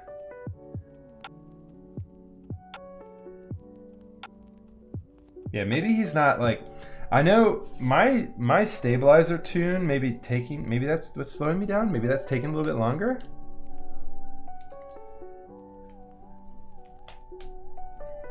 He was doing a smaller board. I mean, but it was still a 60%, I think.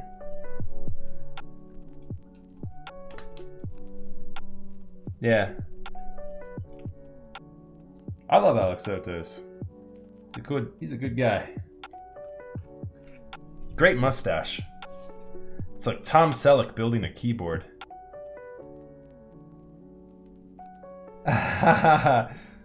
My stabilizers give you something to aspire to? That's funny. I'm just super OCD on it. You also can be this terrible and this medically deranged as me. Just get diagnosed for OCD. Care about literally everything, and then you'll hate yourself, just like me. I was laughing. Okay, so I was laughing with a buddy of mine the other day. We were in Discord chat, and we were discussing a maid service that he had just hired for himself. And similar to me, he's very OCD. I know because I used to live with this guy in college, and so he was telling me about how he'd just gone in for the first time on this cleaning service. He said $40 cleaned his entire condo, and it was like 2 hours of work for $40. So he's like, best thing I've ever spent, $20 an hour to clean my whole place, like, you know. And he was like, it takes me 5 hours because I'm so OCD. It takes me like, 3 hours just to clean one of the 2 bathrooms.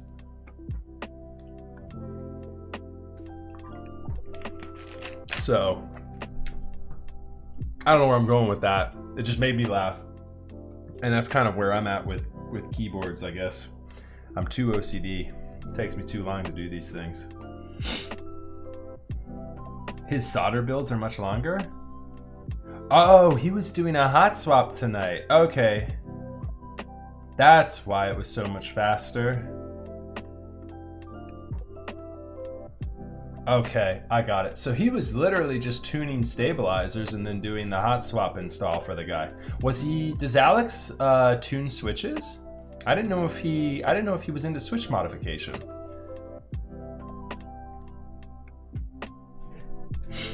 All right, so next, okay, so this is a classic sort of like wing keyless layout build.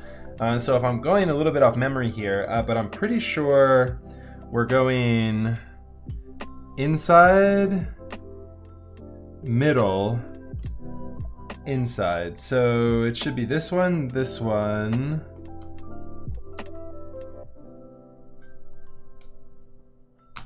It should be that guy. And then I believe it's middle, which is going to be this guy here. I believe those are the keys I need. Let me grab the set we're using here to test. We'll grab a control. Oh, yep. Excuse me. That's right. The control's in the right spot. The alt's in the right spot. And is the 1U in the right spot? Yes, it is. So we can go ahead and push these guys down.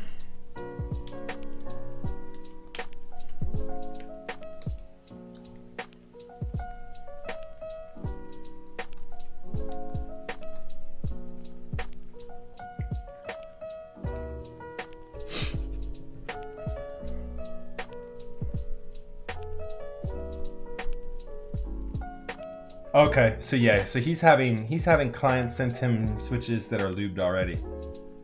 That's what I would do for sure. Okay, so that guy there. It should be this guy here. And that guy here. Let's check. Did I get this right? That looks good. That looks good. And that looks good. There's our bottom row, all installed.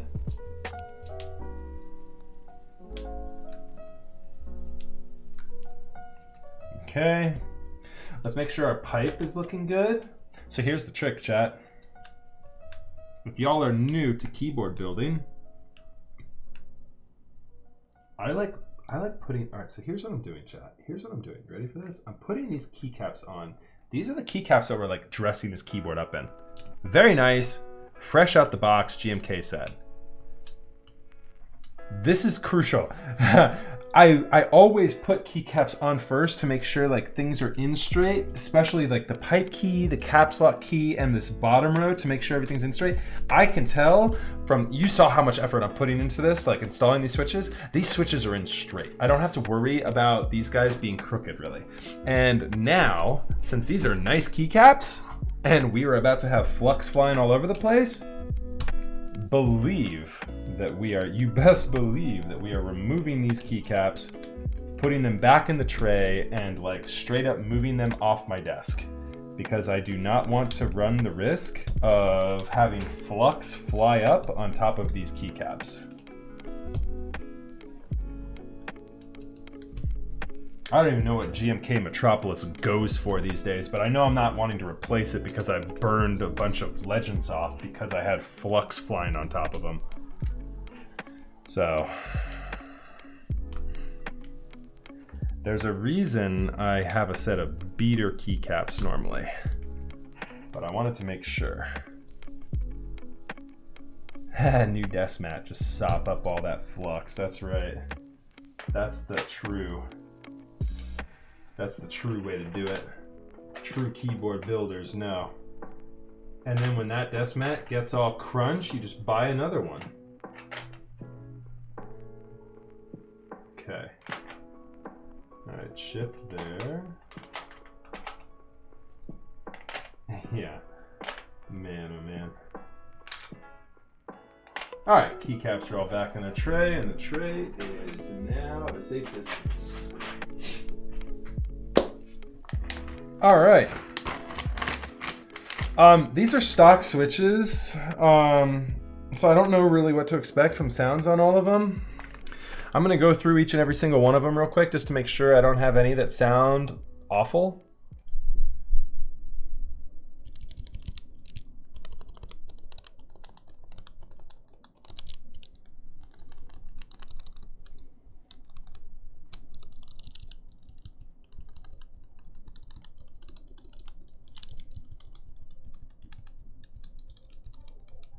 Definitely a little clackier than thockier on these guys, so expect that.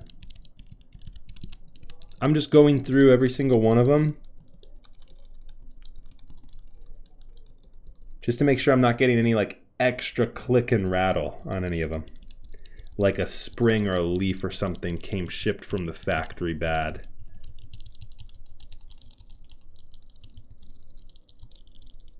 As long as they all sound pretty much the same, I'm okay with that.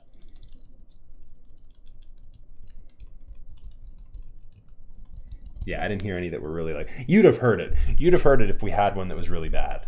Like it would have been like glaring. All right. All good there. All right, it's time to reset the desk. Time to reset the desk.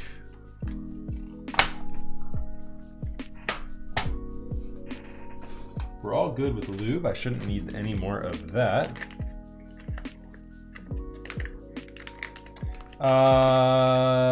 This is a win key. This is a win key tonight. Yeah, win key. Win key Abel. Yep. Here's the top case again.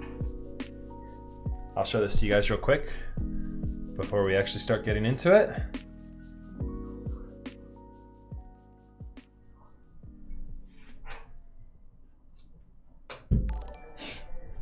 Thank you very much for the follow there, Dodo. Appreciate that.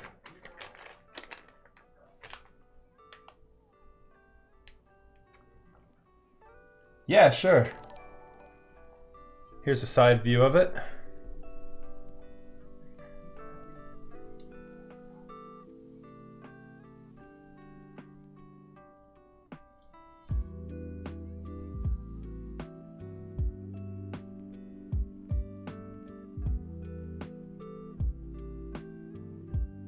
Pretty tight.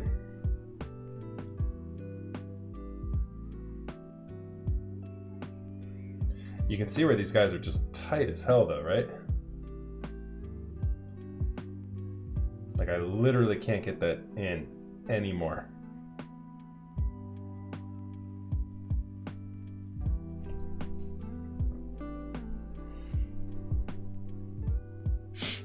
Oh, hey Dodo. Yeah, cool. Yeah, the FFF switch is a JTK recolor. So it's similar to the alpacas or the mauves or the Soho switches that we just did a review of last night. Here's a tuned Soho switch for you if you're curious on hearing that. So here's the Soho switch. And then here's the stock Soho switch. Another JWK linear. The cam switched off because I had hit the M6. I had hit the hotkey to switch over to my display capture. All right. Just a couple more things to reset. I'm done with my paintbrush. I can put that away. I'm done with this for now. I can put that away. Close this up. Just cleaning up my desk a little bit before we start getting into soldering. And I need to get my soldering equipment out as well. People ask all the time what I'm using for a soldering iron, so I'll go ahead and just show you real quick. This is the TS80P. It's a very small form factor soldering iron that uses a USB-C charger, and it has a little digital layout here on this guy. It's quite nice. I like it a lot. It cools off really quickly. The tips swap in and out really nicely. It uses a 3.5mm jack to swap the tips in and out. And the only gripe I have with this iron is it ships by default with a very, very thin needle point tip that in my opinion is quite worthless. And so you have to get the different tip here to really have a better chance at soldering for a keyboard. All right, so let me go ahead and get the matrix out of the way here. And we will get a couple things converted over here for the soldering portion of the stream tonight.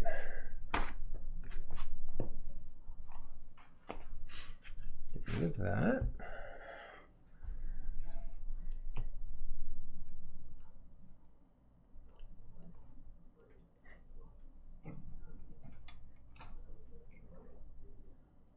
So we don't lose our microphone this evening. It'd be swell if we didn't. The Soho was on an M6. What you were listening to is this guy right here. The Soho is in this guy. So I had a stock, I had a Soho tuned, fully tuned, and I had a Soho with an inverse stem. The inverse stem makes it sound just a tad bit deeper. I think it has a fuller, nicer tone and sound signature with the stock switch stem though. But yeah, the Soho is another JWK linear here. It's just another recolor. Matches the Switch Couture coloring scheme from their website. So that's the Soho. It has the exact same switch housing almost as the FFFs, right? It looks almost exactly the same. Just orange instead of the teal. The Tiffany blue, I should say.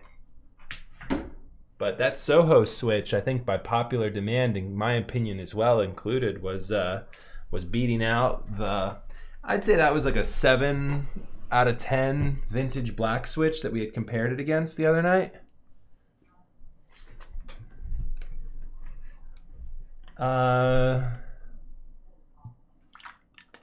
Well, they've got those alpacas, and these are an N9 housing. These are another JWK linear here.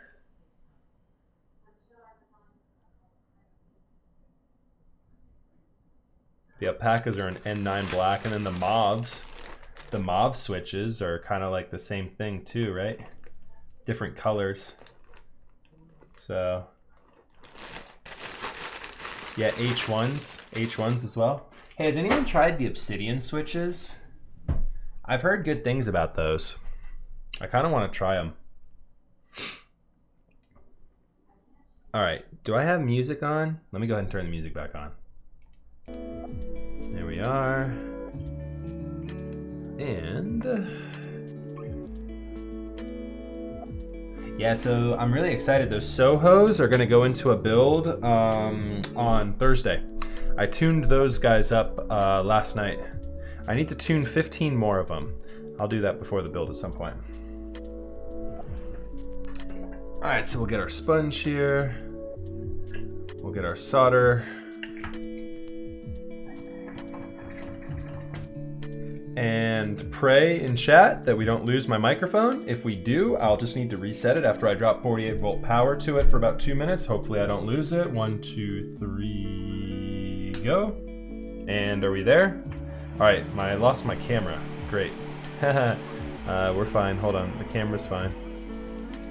I just need to disable it and bring it back. There we go.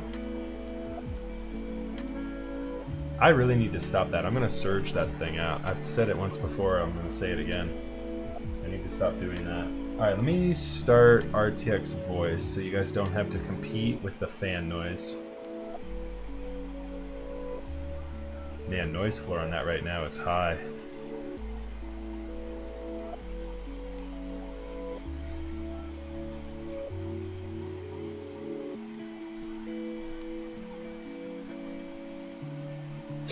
All right, you ready for the magic of RTX voice?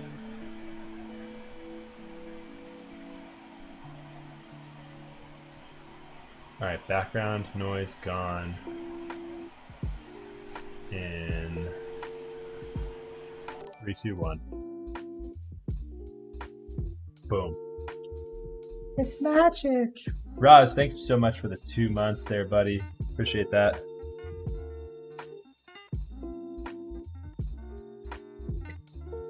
I need to get a better subscriber icon.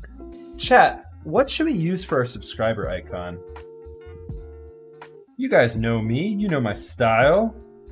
What should we do? Hey, thank you so much for the follow there, Big Skid Row. Appreciate that. Oh, oops, I didn't. It'd be helpful if I probably started my soldering iron. Where do you buy all this stuff? I want to build one. You can find a lot of these products in group buy, or you can find them on aftermarket if you're impatient. Know that you'll be paying quite a big markup if you go with the aftermarket pricing for these things. In order to build a keyboard Supremo, you're gonna need a couple of components for the build itself. You'll need the keyboard case, you'll need a PCB, you'll need a plate, and you'll need the switches and stabilizers to go in it. And then you'll also need a set of keycaps.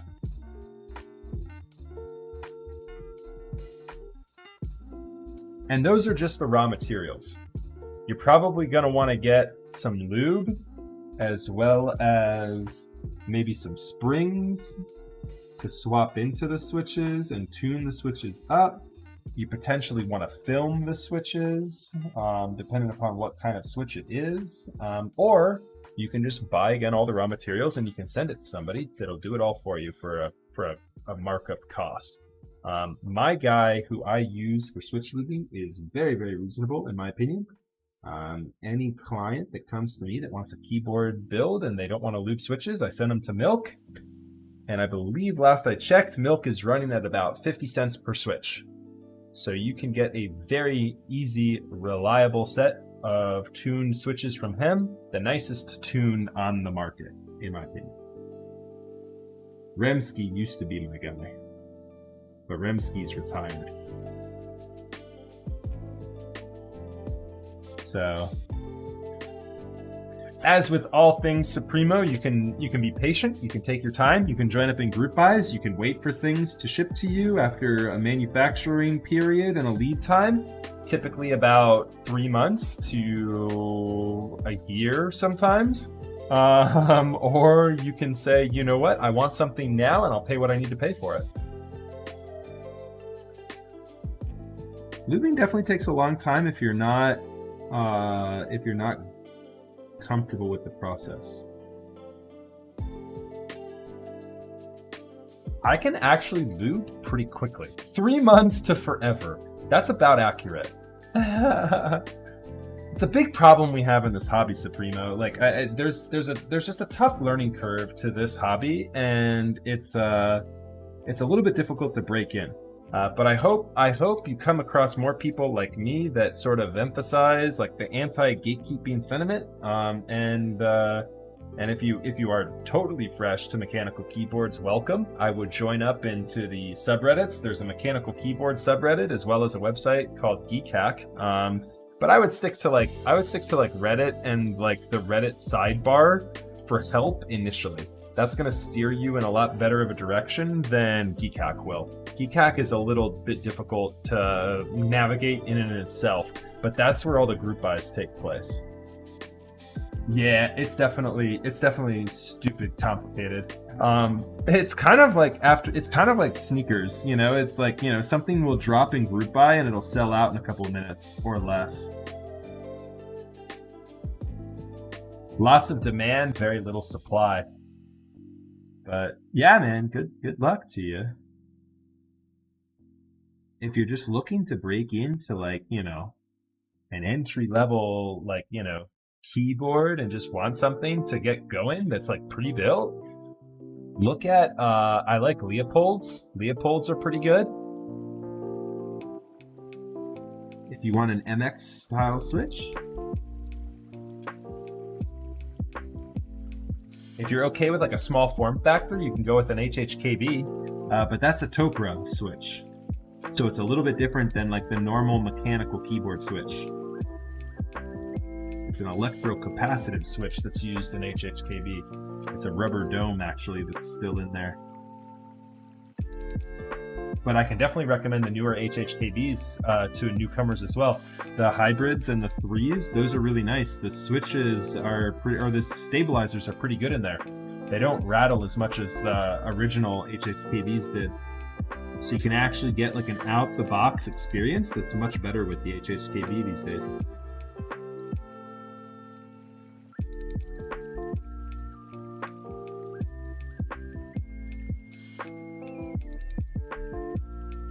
I didn't know you were new to the hobby, Ravius. I just say that because I've seen you around chat for a couple of weeks now, I feel like, if not months.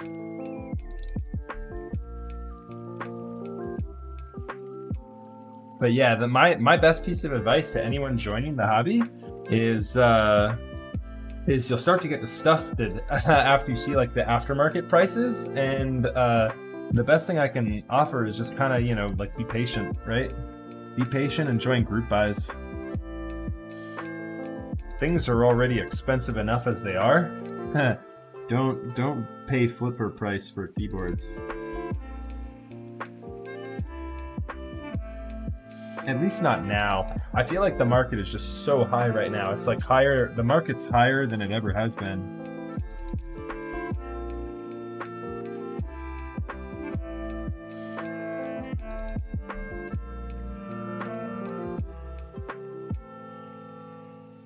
Today I've been streaming for 2.5 hours almost. Or do you mean overall? Overall, I'll answer that question too if that's what you're asking. Overall, I've been streaming for almost 2 years.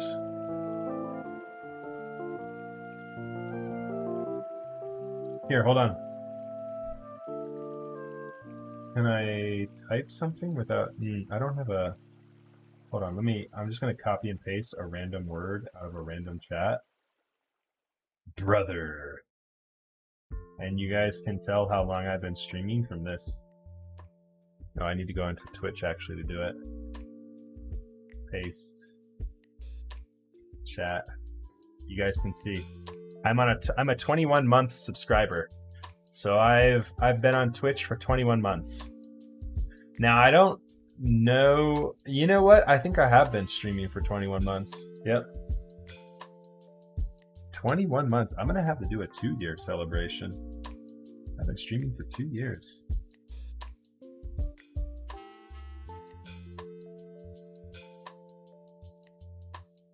Yeah, it's kind of crazy, right? Feeble-minded. It's so nuts. Like, keyboards are so dumb.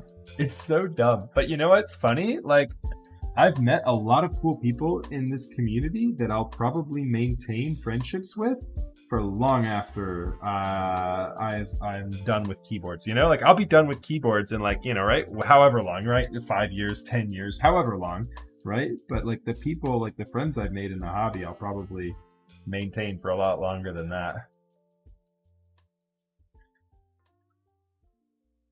Like it's just so funny to me.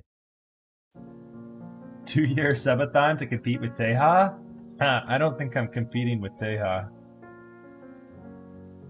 So I actually started streaming around the same time as Nathan, though.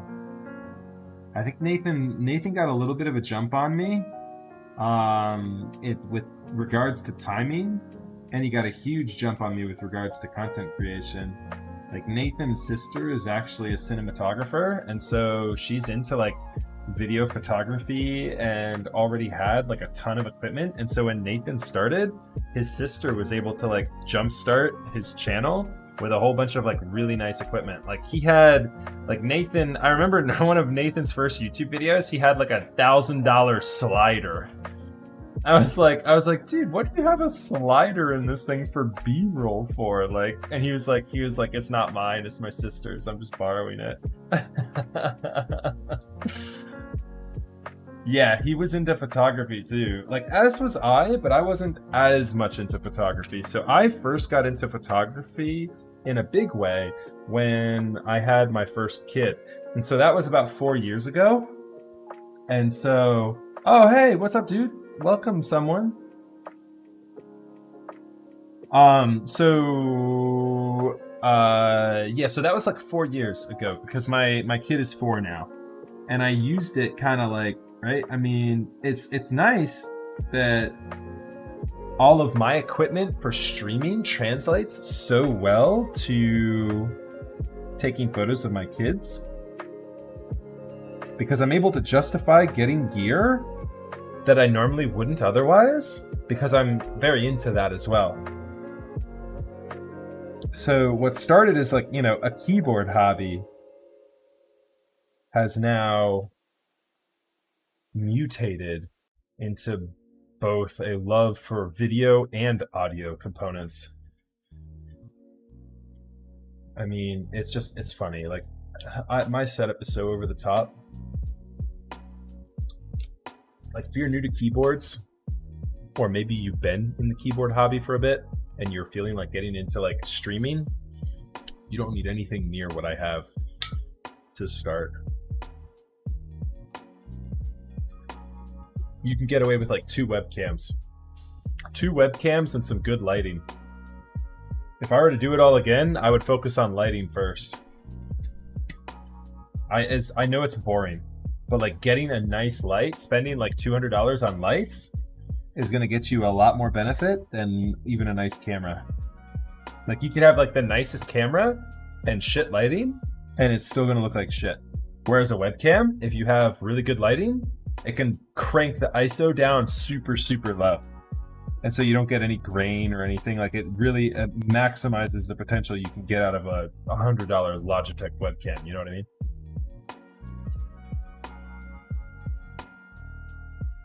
Yeah, iPhone is the face cam. That's cool. How would you even do that? Like, do you have it like, what, is there like an app? Is there an app for that? I don't even know how you stream builds. I'd be so stressed. Well, I've done this for a long time, and I built for clients a long time before I even started streaming too. Like I've invoiced more than just builds, but my PayPal account, which is primarily for invoicing clients, is up to, I think I last checked, I think I'm up to like 270 invoices that I've sent out. And so I know I've built more than 100 keyboards for people, but I don't know if I've quite hit 200 yet. Maybe. Probably not. I probably have invoiced more people for like selling things. I would assume probably at least 100 plus things have been buying and selling things. So maybe I'm at like 100 to 150. I know I'm more than 100, and I'm probably less than 175 keyboard builds that I've done.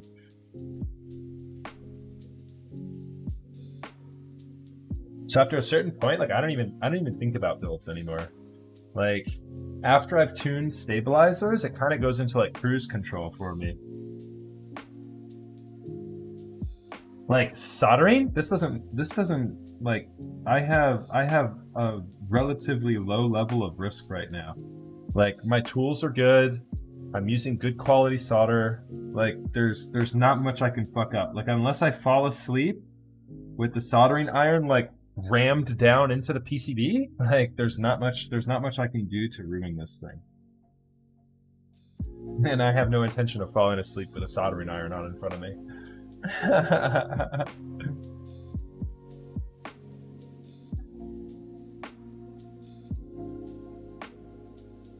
Nice. So 30 FPS isn't actually that bad. So what's funny is I was streaming at 30 FPS for the longest time. Like up until maybe a month ago, I was streaming at 30 FPS. I only just recently kicked it up. All the time, Dodo. All the time, dude. Like, especially lately, there's so much more competition. Like, at this point, luckily, I can draw on a couple of friends who just have like millions of boards. I can be like, hey, let me build this for you. Like, all right, so the client whom I'm building for now has just a ton of keyboards that they need built. And so I could probably build for like the next 6 months just this client's keyboard collection. So I have enough friends like that I can like augment times that get kind of dry for me to where I always have something to build.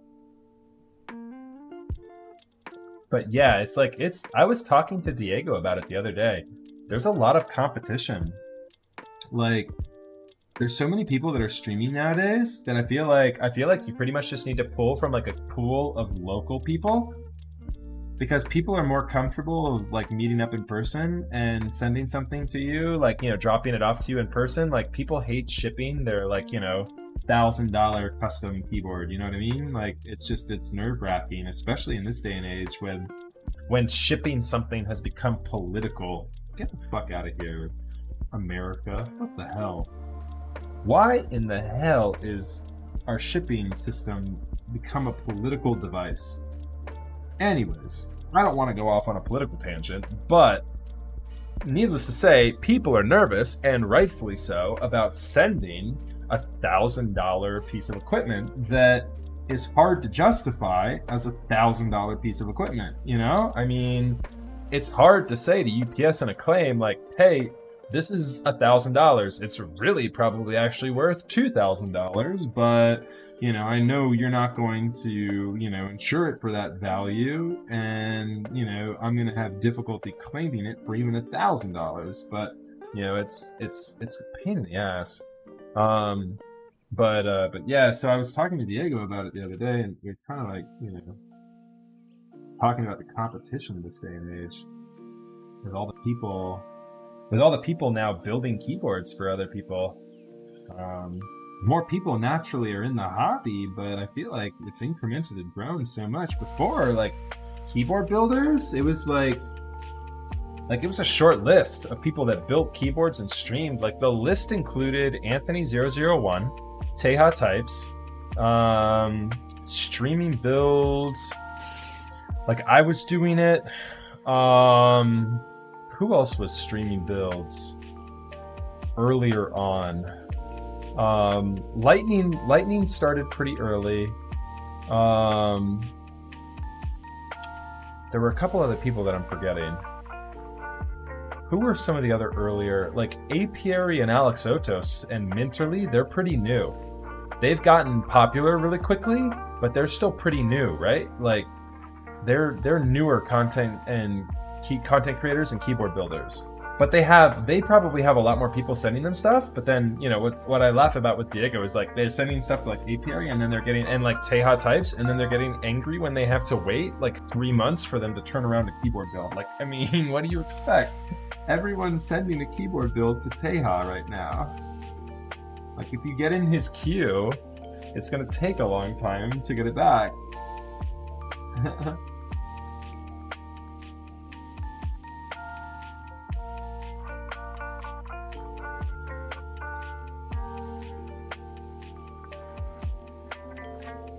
The old man shouts at Cloud.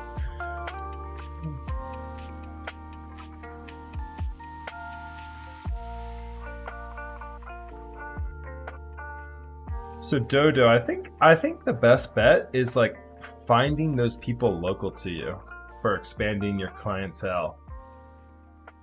I feel like people are more comfortable with sending something to somebody. Like unless you're big, like unless you've got the platforms and you've got the content creation down and you're starting to generate like really nice looking photos and have good typing sounds tests, like that stuff makes it easier to build clientele. But if you're kind of just like building and don't really care as much about content creation, building a clientele, you probably should focus more on like creating Reddit classifieds and honing in on a local market, which is difficult in this day and age because not many people are thinking about local meetups.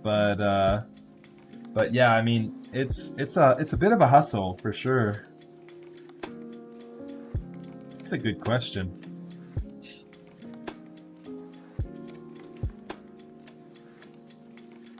I do, yeah, Jenny Bear, I do. It's probably not as important on this build because these switches are so very tight.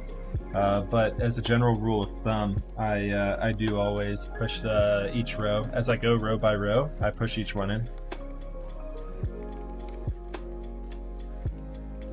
Oh, I have a globule of solder on my hip here.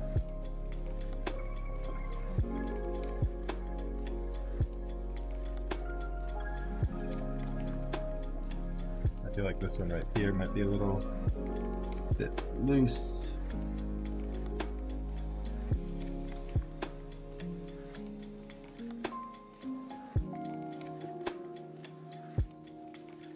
Haha. Yeah, there you go, feeble-minded. Converting your friends to keyboards is a difficult task. Unless you're working in like a very technical field where people are always on their computer and like into that sort of thing, like even then it's difficult. Like I've got a Discord group of friends whom I've played video games with since like 2003. And I have built one keyboard for one of them, and I have told one of them to buy a Leopold. The rest of them are using like RGB garbage. Like Corsairs and Logitechs and stuff like that. There are like some people that just can't be bothered, you know?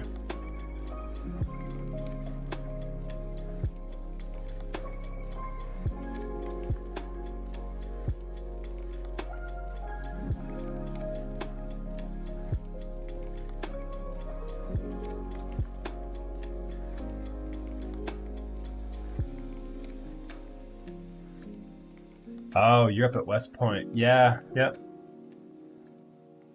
Yeah, that is a little bit more isolated. Being in a metropolitan area probably benefits both me and Diego quite a lot too. Like Diego's in New York City and I'm just outside of DC. So there's a pretty powerhouse community of keyboard collectors in both New York and DC. That whole tri-state area and the department, the DMV area is like really the DC, Maryland, Virginia is DMV for short. The DMV area is like a big powerhouse. DMV might have some of the heaviest hitters in keyboards. Like whenever we get together, like there's some clout on the table. Like Rich by himself is just insane. The guy's got one of the best artisan collections on the face of the planet.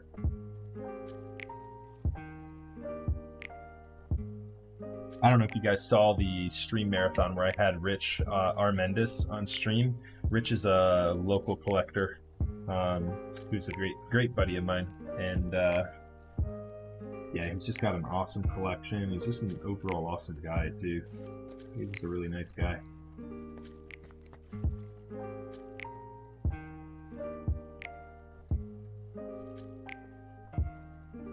Oh, that's cool, Dodo. Nice. That's so cool that colleges are picking up esports teams. Like, my wife is still in like utter disbelief of that. I knew it was just a matter of time. It makes so much sense. There's so much money in video games. Like, it's crazy.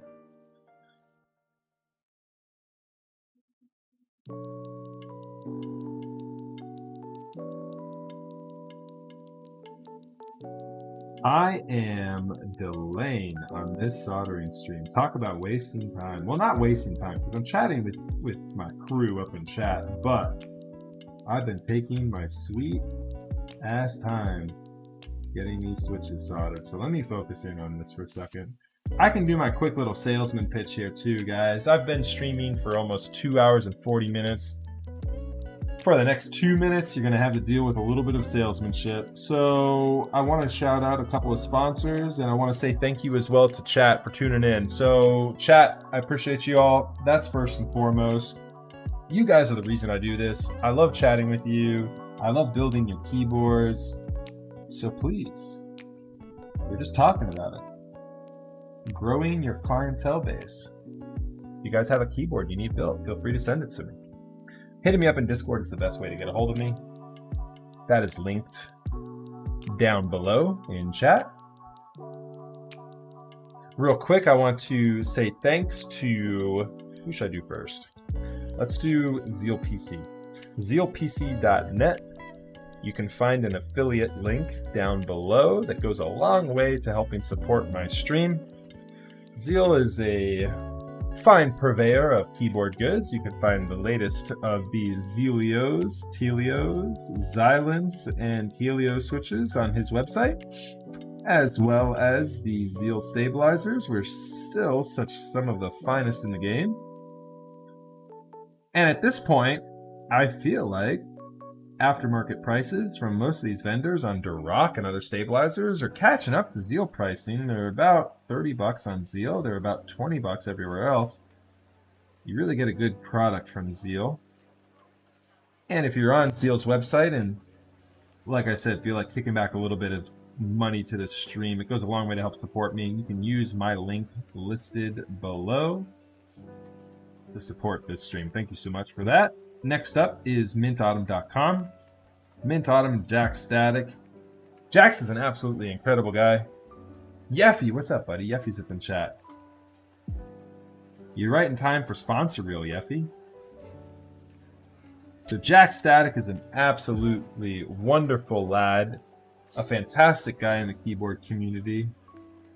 I wish him nothing but the finest things in life. And he is your creator of the Rukia keyboard. He's got some new projects that are up and coming. You guys should absolutely be on the lookout for. Join his Discord, bookmark his website, and stay tuned for details at mintautumn.com. You can join his Discord through there as well. But yeah, Dax is a fantastic guy. I cannot wait to get my Rukia. I've got my Rukia LE coming in here probably within the next month or so. Super stoked for that. Next up, we've got the Key.Company. The Key.Company is your source for all things Infinikey. You can find also on the Key.Company the C3 stabilizers. I've been shilling this thing lately too. This key switch opener is one of the finest things I have put in my inventory of tools in quite some time. You've got the tails, you've got the MX, you've got a magnet to hold this thing together. It's anodized aluminum. It's got a nice weight to it. This thing is just awesome. You guys should absolutely pick one of these things up if you haven't already. You can find a link to the Key.Company in my channel below. Go ahead and support them. They are a fantastic vendor. And then last but not least, we got Project Keyboard. Project Keyboard just finished up with the Dolch group buy. They've got another GMK set that's going to be running here soon as well, if I'm not mistaken. I don't think that has been yet released on their website, though. So, in the meantime, you can find all sorts of accessories on Project Keyboard, and you should absolutely hit that link there below. That is another affiliate link for me when you're checking out. If you use that link, that goes, as I said, with Zeal PC, a long way to support my stream. Thank you very much for all of that. My salesmanship pitch is done. I love you all, and good night. Just kidding. This man can sell me on anything. So Project Keys is running Nor. There we go. So we were just talking about it. We had the Geek Hack link just a minute ago. I actually still have it up. I have the interest check up, if I'm not mistaken. Do I? No, I closed it. Darn. I was going to open it up again. I really like Yeffy. Have you seen that one? I really like that Nor set. Kind of like a reverse GMK cafe with a couple of cool desk mats. Which desk mat is your all's favorite from that interest check? I like the second one. I think the one that had all like the patterns on it is like a clustered pattern that kind of like disperses a little bit as it goes from left to right. I like that desk mat a lot. I'll definitely have to pick up one of those.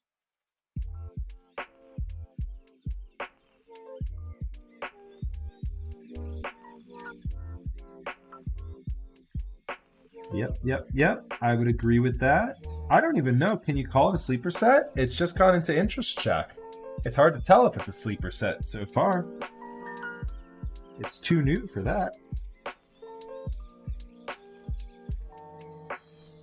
Yeah, that's the one I'm talking about, Roz. I love that one.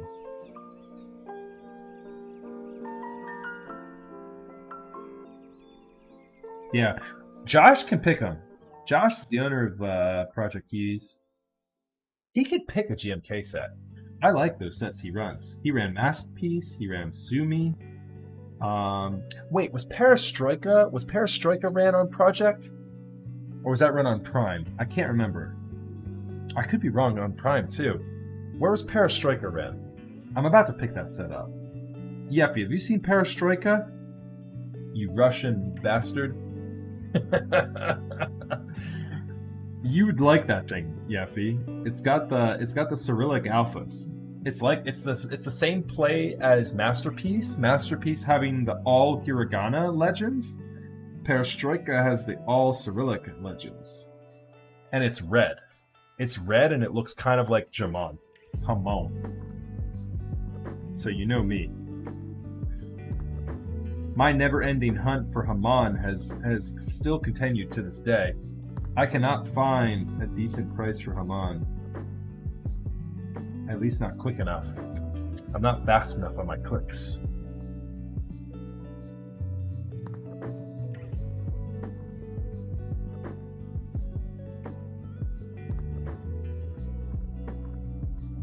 GMK 9s? Kind of like a little bit of play, Nor and 9s. Oh, we had a switch here that the pin got crunched on. I'll have to go ahead and pull this guy out. Try again on this one. I'm gonna get the beefier switch opener. I think I'll need it.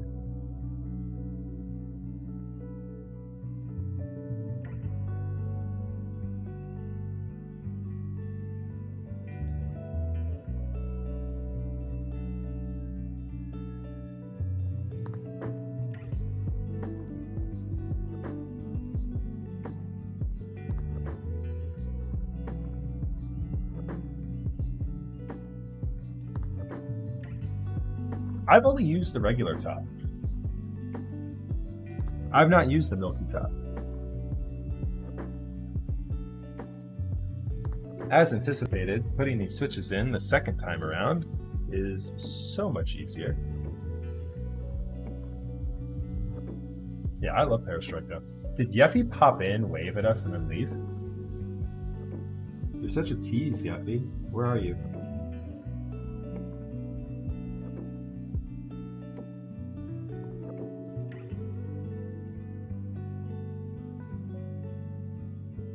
Hey, so did our leaderboard dashboard, did that update in down below? Is my channel points leaderboard now displaying correctly?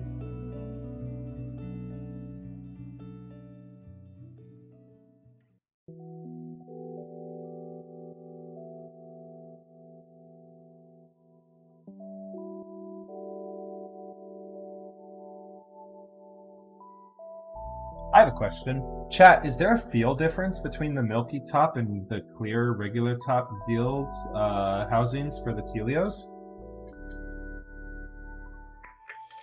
Since I haven't tried the cloudy top ones, I'm not really certain if there is or not.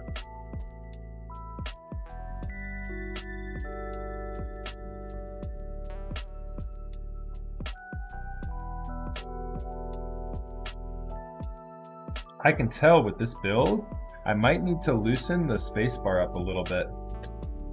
It looks like the spacebar wire is a little bit warped.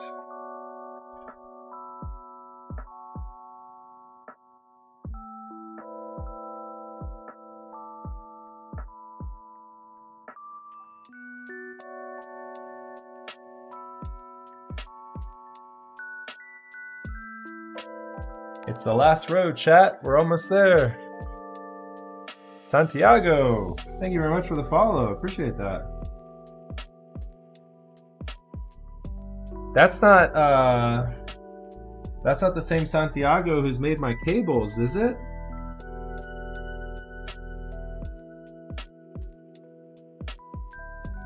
Is that you, Santiago?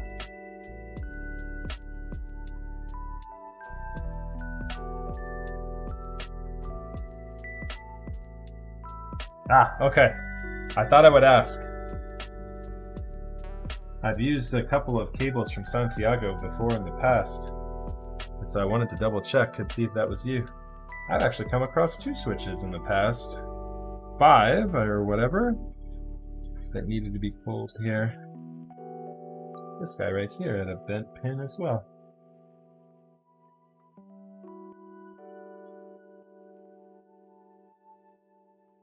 Milky tops with dock here. There we go. Okay.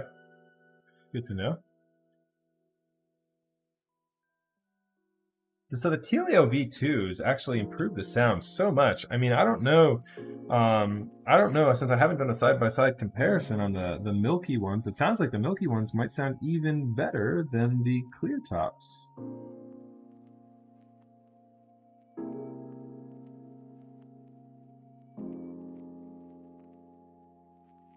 Oh no. Wait. You said you lost 28 points and you now have 28 points? How does that work? It said you have to, like, I'm confused. How does that work? It said you lost, but you still have them.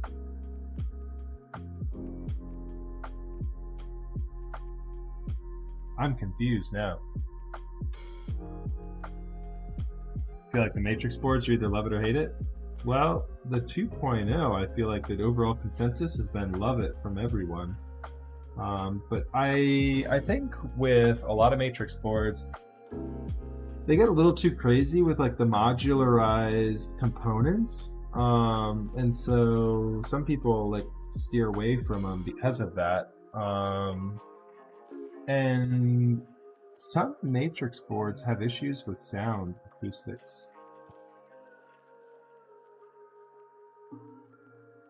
I've heard this one, for example, has been difficult historically, and so we'll find out here soon.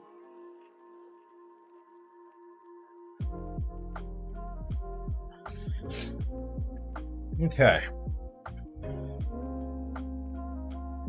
All right, so we've got a crazy little block here that we need to install now.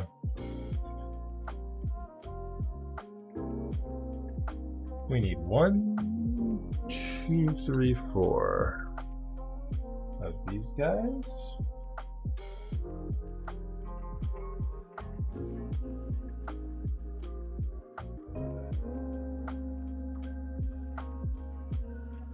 I have a feeling these are going to be a pain in the butt to get inserted. Sorry about this, you guys are going to get like a head cam for a second.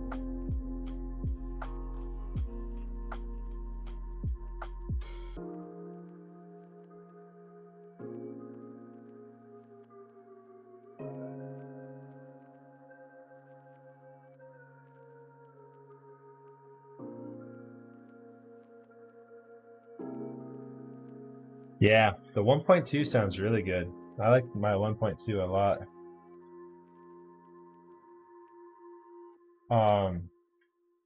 But yeah, the Noah does sound bad. The Noah had an issue with the case.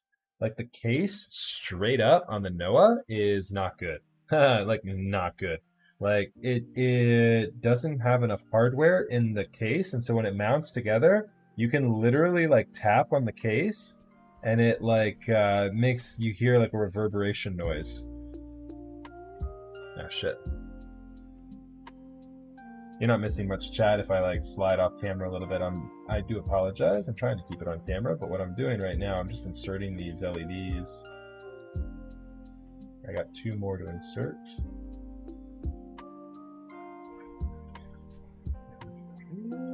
There we go. 1 more to insert.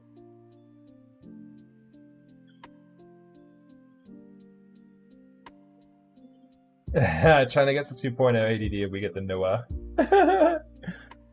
That is a Pepe hands. Feels bad, man. They got all the good stuff first.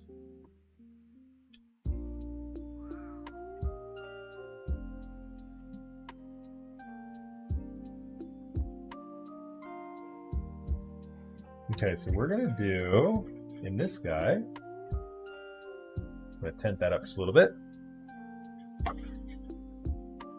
For my next trick, I'm going to do one of these inserts. I'm just putting these little inserts in here for this guy. I'm going to do the X and the circle. I like the XO. And then I'm going to black out the other ones. What do you think? Should we black out the triangle and square, or should I light them all up? I think I can control them all independently. Should we light them all up? Let's just diffuse them all. Let's light them all up for now, because that'll be easier to test. That'll make sure all my LEDs are good.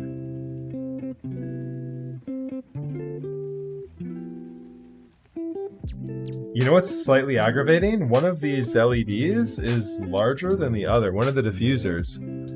So that's slightly aggravating. I'll tell you why. Because the reason why that's aggravating is because when you install LEDs, you want to install them like this. So I'm going to put my iron over here. Let me go over here so you can see. I'm going to grab this pad here. This pad there. Get it. There we go. I'm going to grab this pad here. That should be nice and clean. I'm going to take the top case. Oh, if I can. Come on, reach headphone cable. I'm going to put the top case upside down on said clean pad. I don't get solder or anything on it.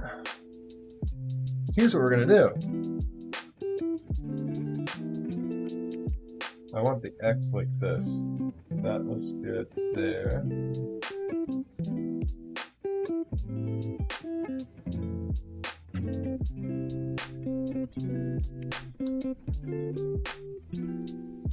You want the LEDs to actually sit inside this thing, so you don't get mixed up diffusion or anything.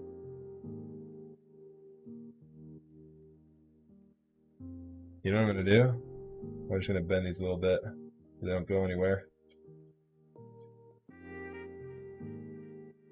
I'm just going to flip this thing upside down. That's how I want that. Like that.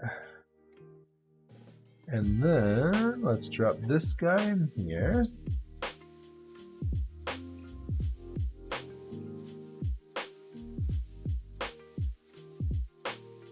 Alright, so here's the trick. We're going to take this.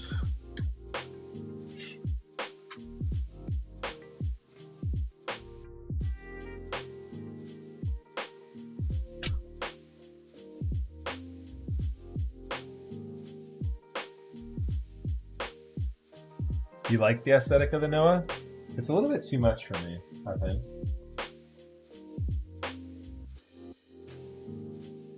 The Abel would normally be a little bit too much for me. But that said, the aesthetic of GMK Metropolis on this Abel in question is so damn good. I don't mind the Abel. This Abel, I think, is going to look so damn good.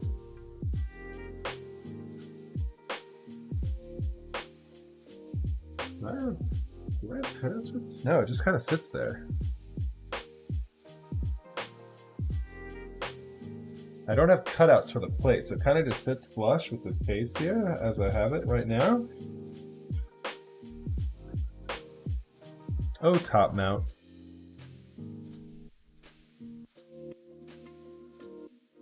How I love thee.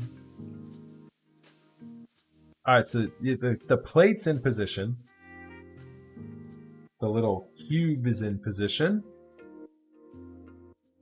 And what I'm going to do is I'm going to straighten up these little clips here. I'm going to straighten these guys up here in just a second. And I really want to make sure I've got the LED pushed into the inserts for this board. And what that'll do is it'll make it so that none of the LEDs bleed over into the other ones. Like if you basically put the LEDs in and have them flush with the PCB, then the LED will bleed into the other parts of the component.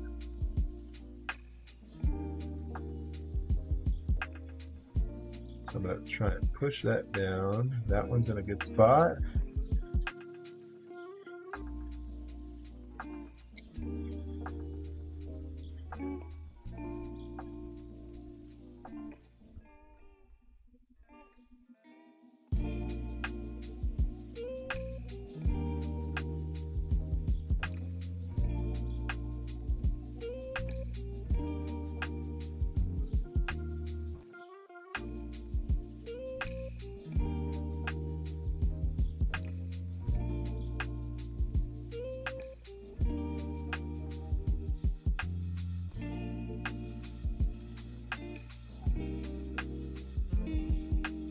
Okay, we're good there. Let's drop some solder on this guy.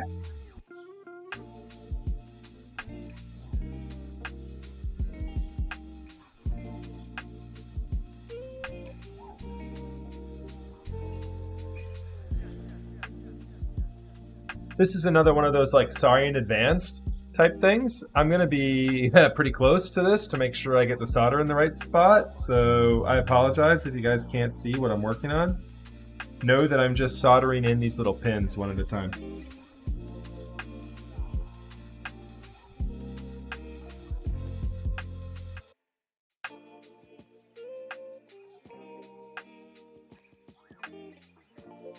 And then what's going to be easiest is as I get them in there, I'm going to clip them off. It's going to make my job easier here.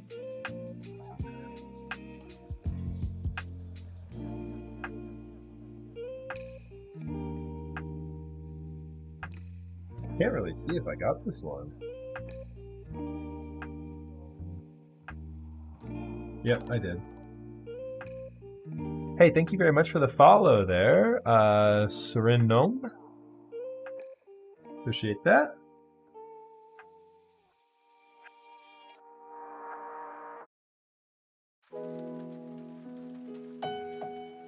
That was funny.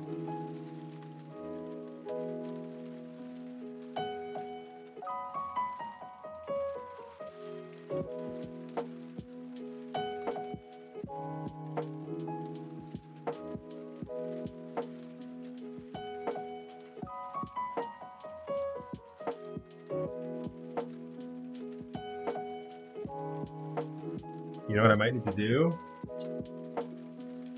Where is my other...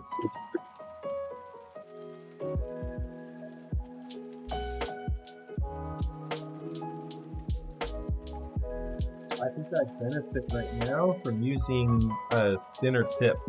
So here's the glory, again, of this iron. That's hot. That tip is hot. We're going to put it right there.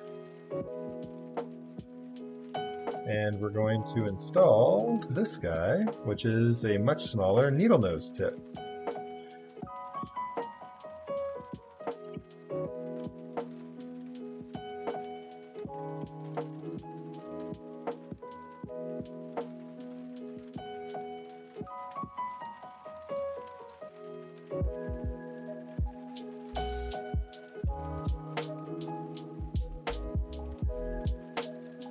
You're thinking about changing your acrylic Alice to a fell?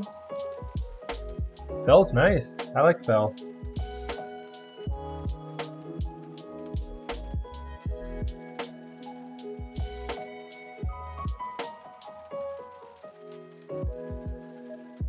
Goodness gracious, these guys are difficult to get at.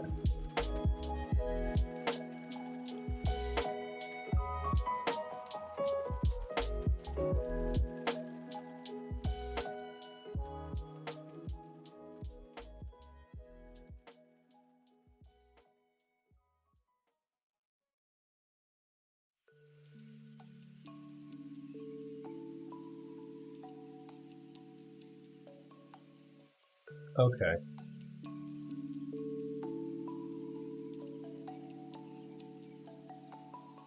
Not a big fan of that.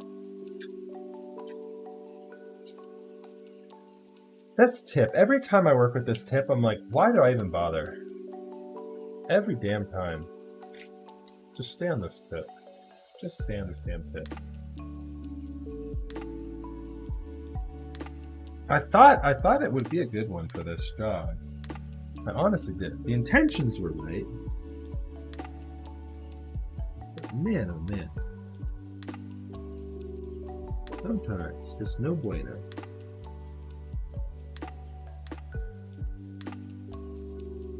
I bridged those pins, so I have to get that off. It's clean now, but I bridged those pins, which is a real pain in the dick. Excuse my language, chat. Sorry.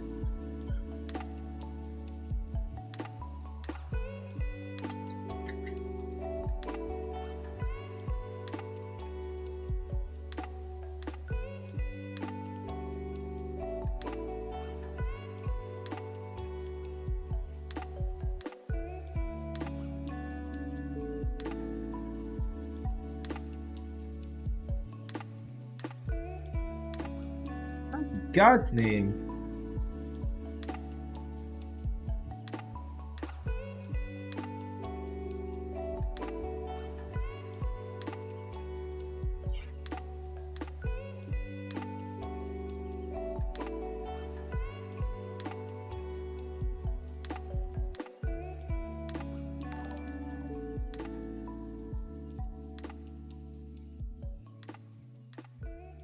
How in God's name do they expect you to solder this thing in?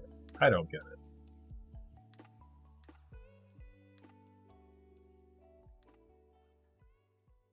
I really don't.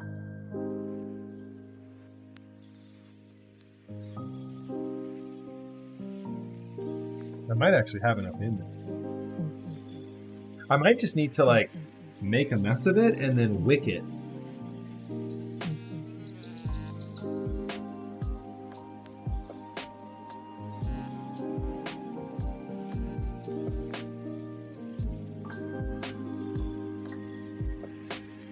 All right, so let's get a inspection here on this. One is done. One is done.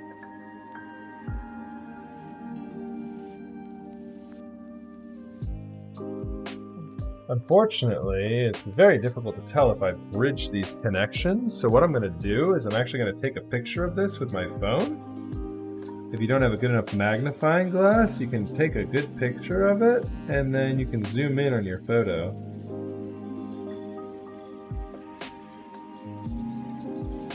Hot tip! If you don't have a magnifying glass, zoom in on a photo and you can see if you bridged connections. Actually looks like it's okay. I'm nervous. I'm a little nervous, but it actually looks like it's okay. I don't think I bridged them. Let's check. The moment of truth, chat.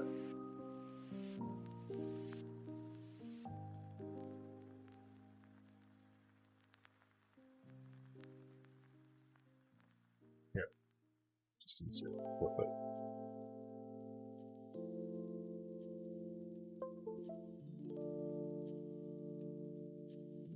Well, I didn't bridge it because I didn't break the keyboard, I don't think.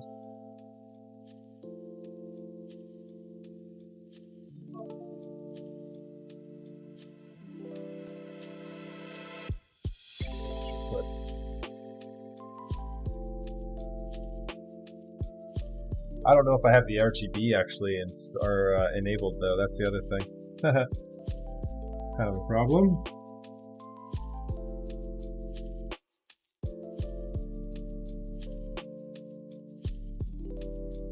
So let me try and install these guys too.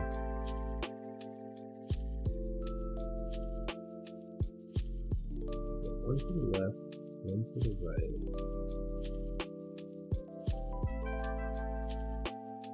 To the left and one to the right.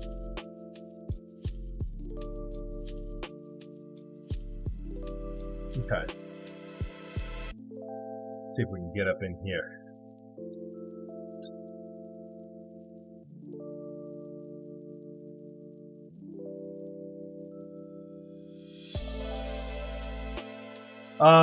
Do I have to do this extra soldering for the 2.0? There's a little bit of soldering for the controller, but that thing's not as bad. The soldering for the controller on the 2.0 is a single board. It's a single daughter board.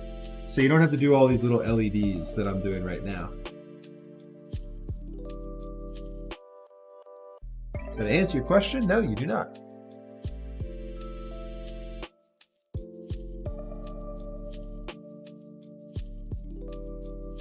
Hallelujah, right?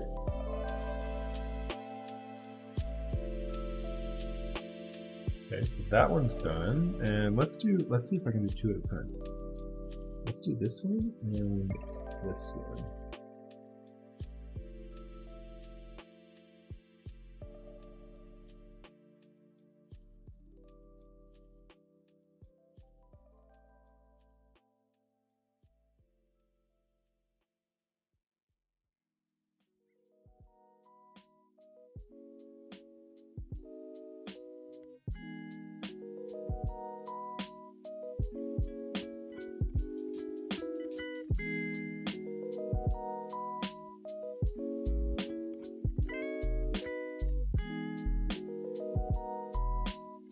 These are some of the most difficult LEDs I've ever had to work with. 2 pins are not too bad, but man, 4-pin RGB LEDs are a pain in the ass.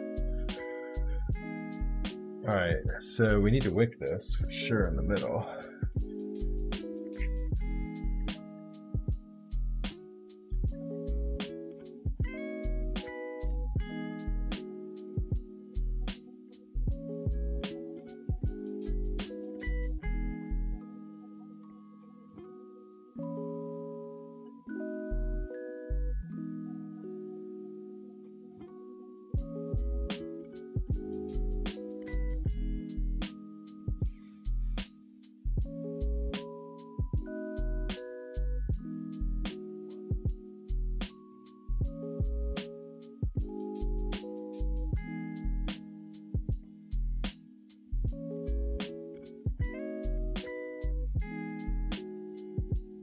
Yeah, it's kind of what I'm doing. I'm kind of just like hitting it with the what's it called? With the wick in a pretty indiscriminate way, getting as much of it as I can up, while still hopefully leaving enough so that the wires are actually in there and soldered down. You know what I mean? Soldered them into place. I think these are pretty good.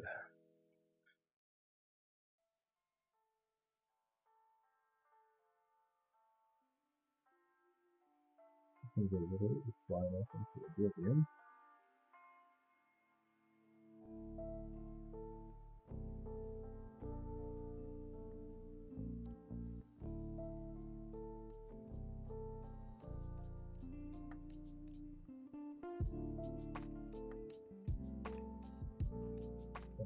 Just a tad bit more.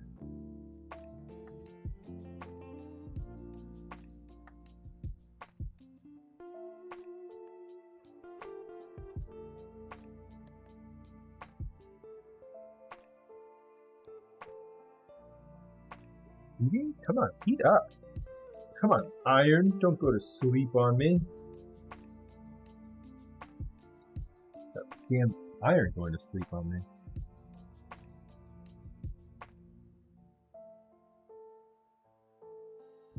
Yeah.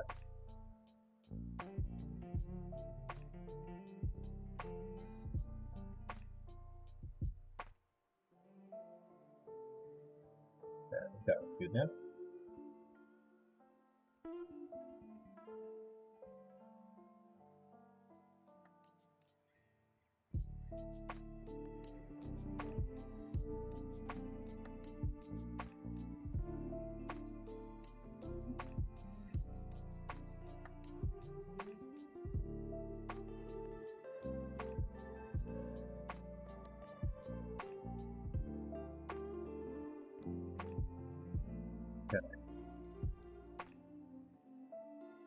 I thought that was fun. Wait, there's more.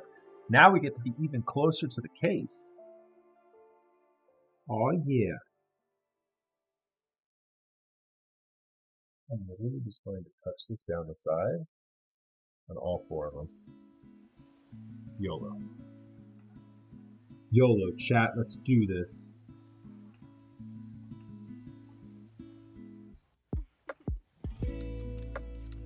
That was clean, that first one, nice.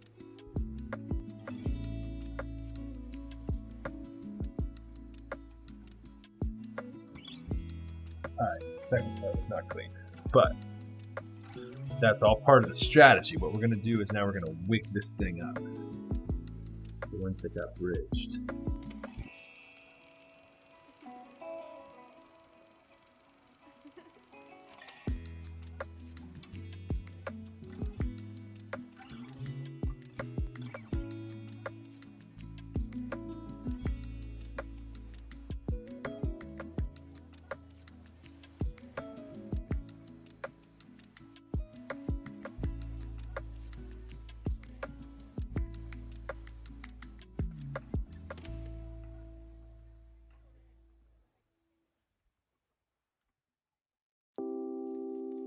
Now we've got the strategy for it.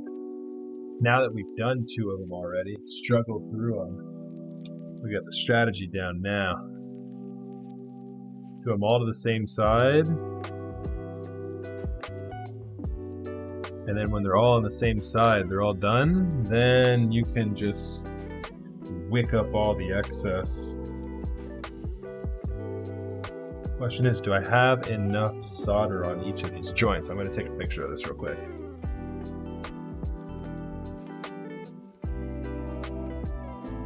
I'm sorry, chat. I know I haven't been really paying attention. I'm trying to get this thing done so that we can like light it up and do a typing test on it.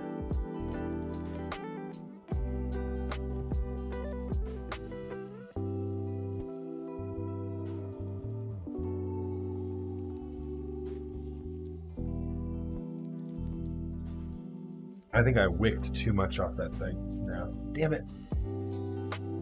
I want just a little bit more.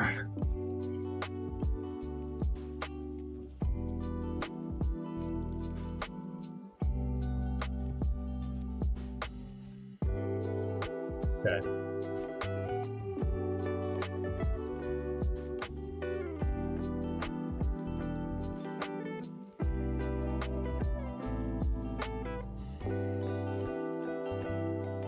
Ooh, nice. That one looks good. That one looks really good. Okay, cool. I'm feeling confident in that one. Feeling good. Feeling confident in this one.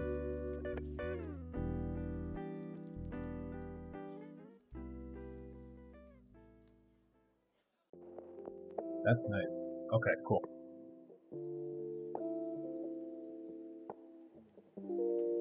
The main thing, I just don't want to make sure. I just want to make sure I'm not bridging any of these damn connections. You know what I mean?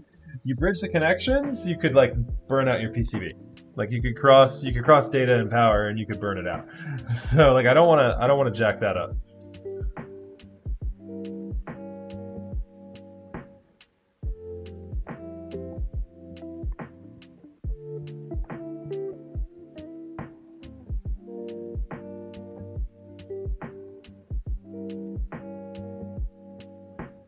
Big old honking piece of wick there. Get that cleaned up.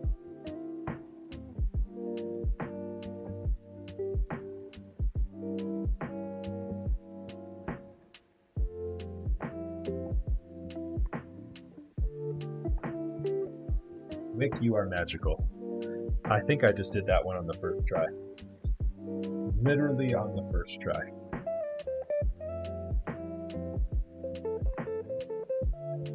That was good. I just need to cut them down to the point where the ridge is going.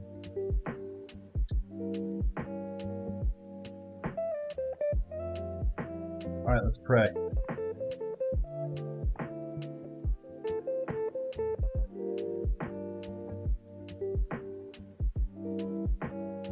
All right, everybody, pray and chat. Let's go.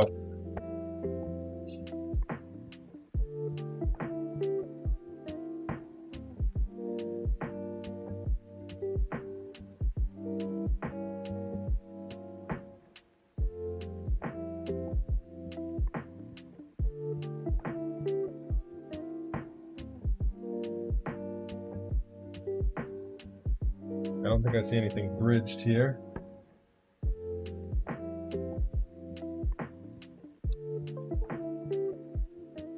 Okay, that's a good sign that we didn't...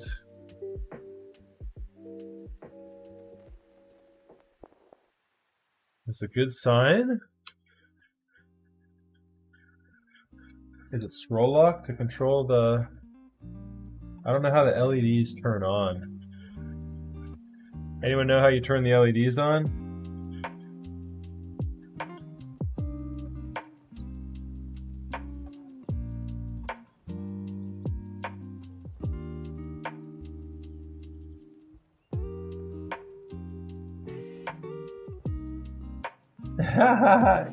You never put yours in?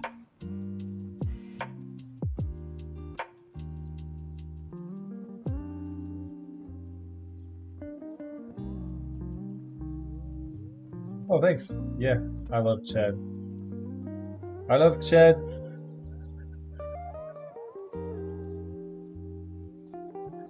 I'm just trying a couple things, a couple of the usual suspects for it. If anyone... Oh, I found it! I found it! I don't know what I hit, but I hit it, and it works!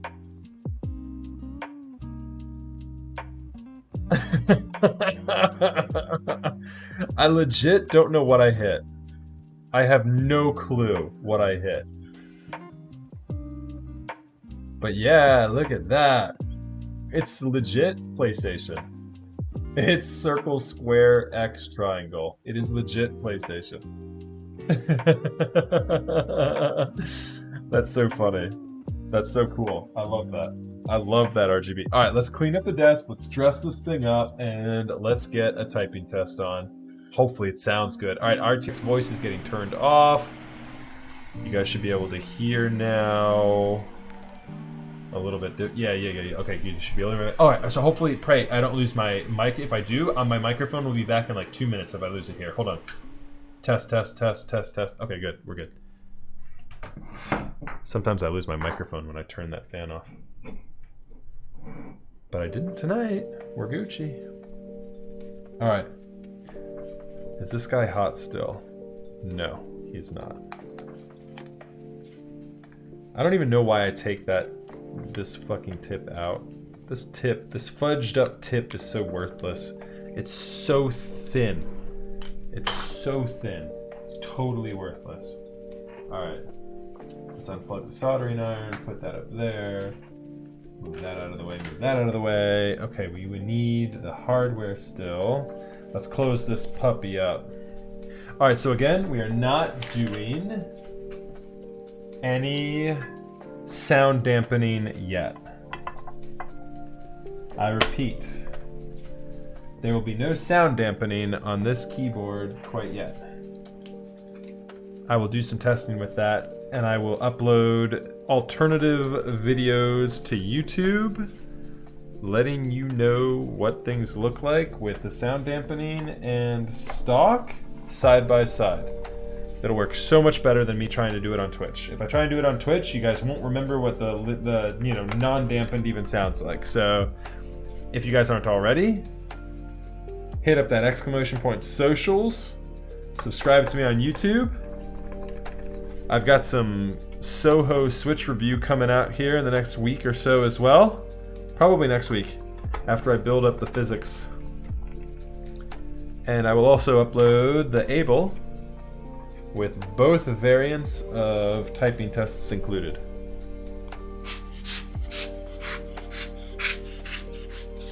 That's a clean board, chat. Look at that. That's a really clean board. I love this little hit of flair.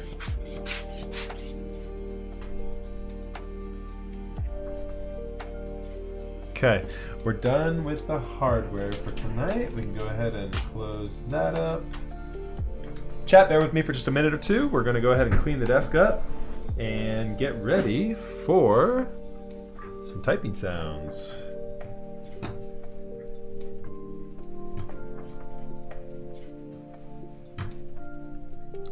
Definitely very flashy. All the little modularized components, there's just so much going on with matrix boards.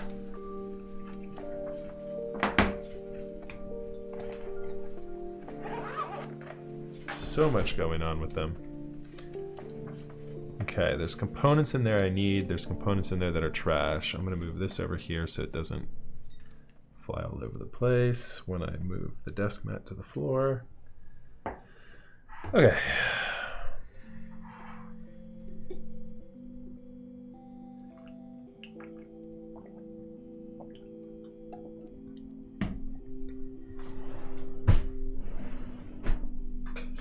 Put away my sponge. Put away our solder. Is my soldering iron cool? That'll need a couple more minutes to cool down.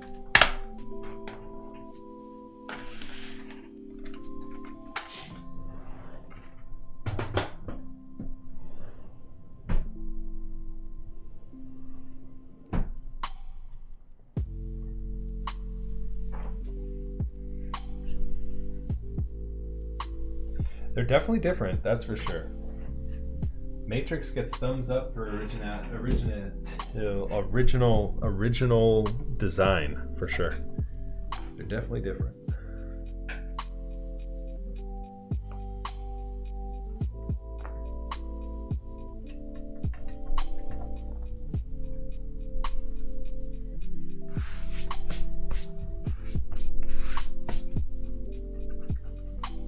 Did I get flux on my mat? Lovely. Love that.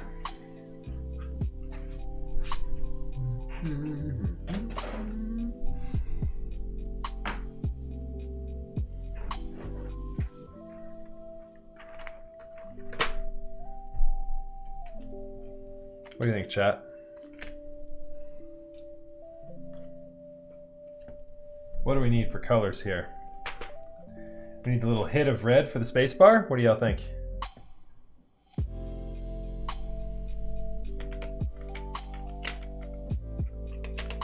With Matrix, it's so fun. There's so much play in it, right? I feel like we got to go a little hit of color.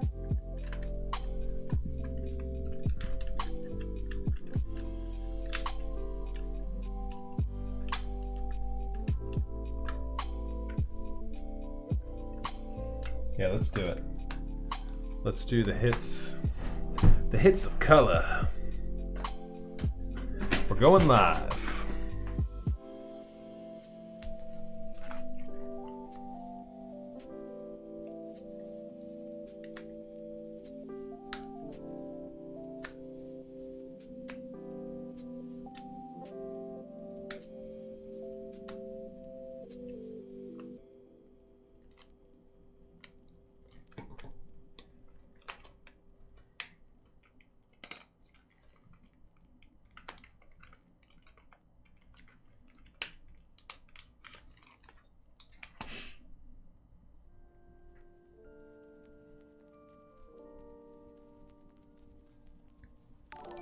Yeah, there might be a little bit of ping on some of these because yeah, we're running stock. A little bit of flex on this plate.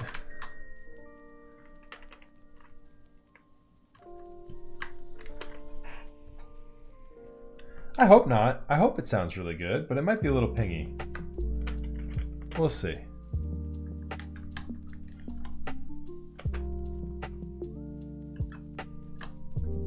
You guys want yellow for the enter key? And then should we do something crazy? Should we do like the teal arrows or the red arrows? Or the regular? What do y'all think?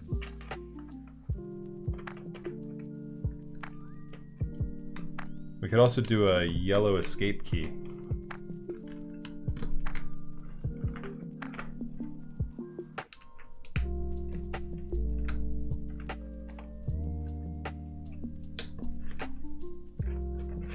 This whole keyboard is based on a Gundam model. And so that is the whole play on this thing that we're going for here.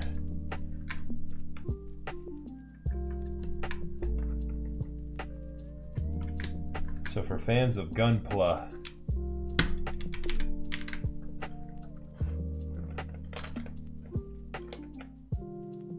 yeah, overkill everything. Okay, we're going for it. We've got the set, we may as well go for it. Just overkill it all, huh, chat? Okay.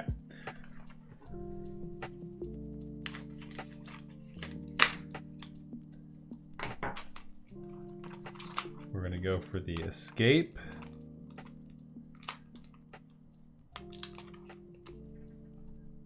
We're gonna go for this return key. And then we'll do... Do we need to do the nutty arrow cluster as well? I think we have to.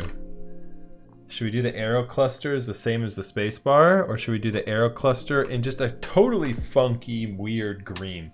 Should we do the teal? What do y'all think? I'll give you all a minute. Teal or red arrows?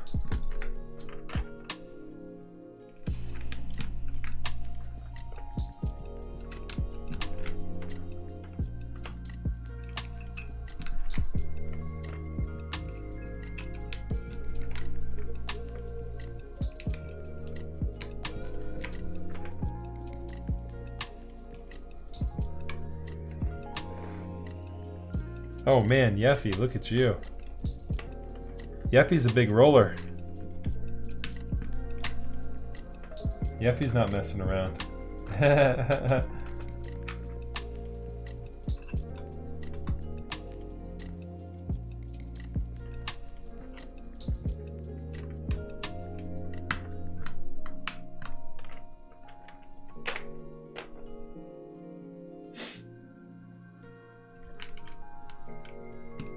Red to match the top for the arrows.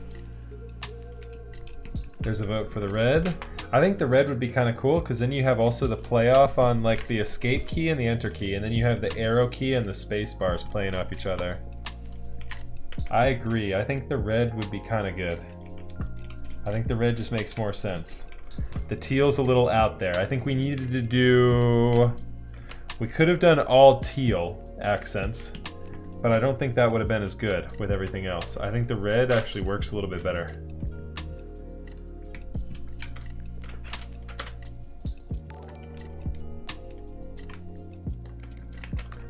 Hey, thank you very much for the follow there, Kelvin. Appreciate that. I'm assuming it's Kelvin. If not, I have my apologies. Welcome.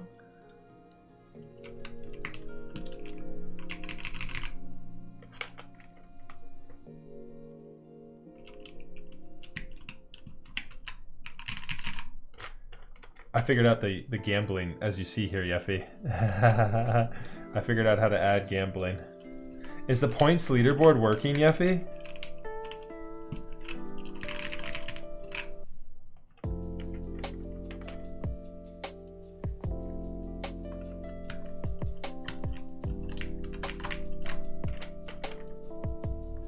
So the leaderboard should be in chat down below, or not in chat, it should be down below.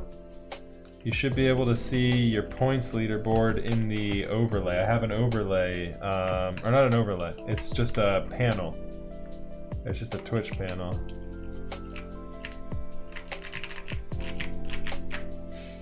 There's a nice little flex to that thing.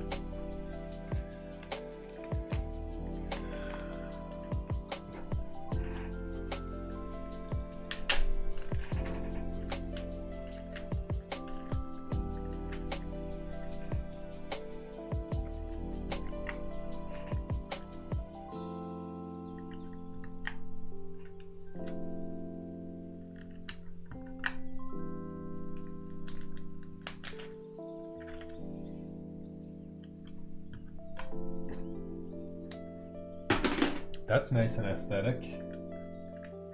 I can dig it, chat. I can dig it.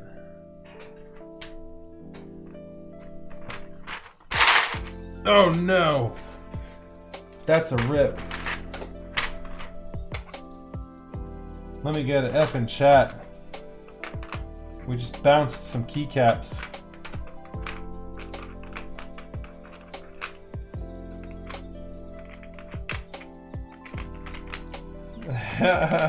That's a good one. We should make an emote for Max F. Max F and Max Oof. Those were two emotes we identified this week that we need to make. Max F and Max Oof. Alright, chat. Ooh, yeah, baby. Let's go. Excuse any potential fingerprints, please, and say hello to YouTube, everybody.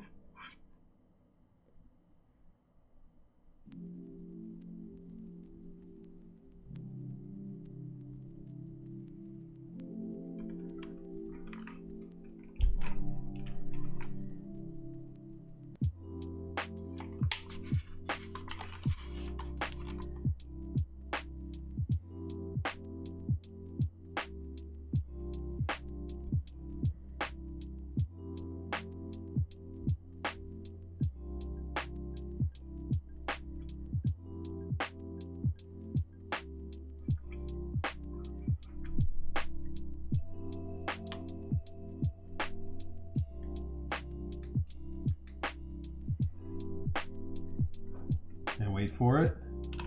Time for some LED action, baby. Let's go. That LED, not gonna lie, pretty dope. Pretty dope. I can dig it.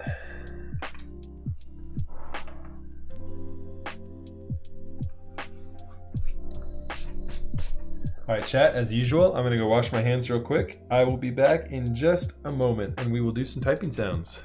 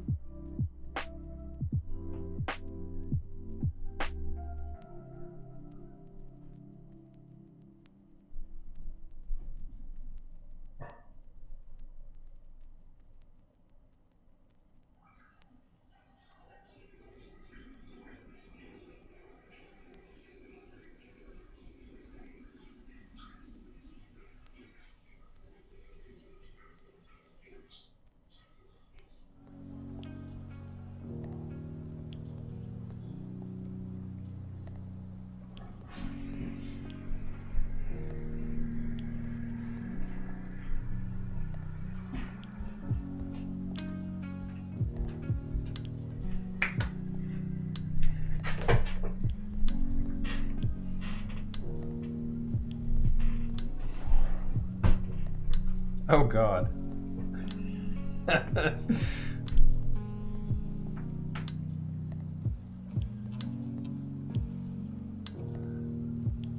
All right.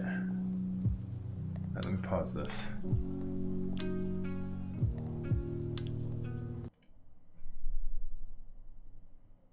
Max, why haven't you done this sooner? No, review, you lost all your points. Say it ain't so. Why haven't I done this build sooner?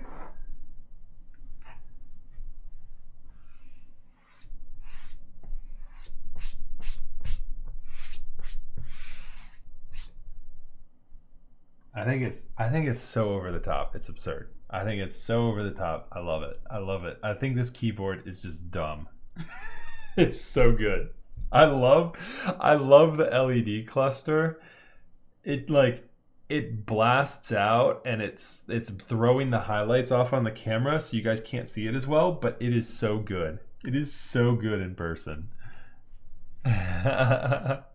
Oh, the gambling system? Oh, the key set is perfect too. It's so good. Okay, so hold on. Let's listen. Let's see what we got here. I'm worried about the space bar, personally.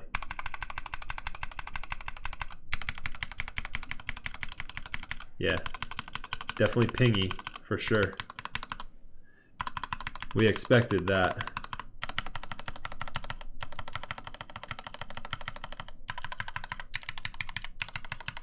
This would have definitely benefited from getting lubed up.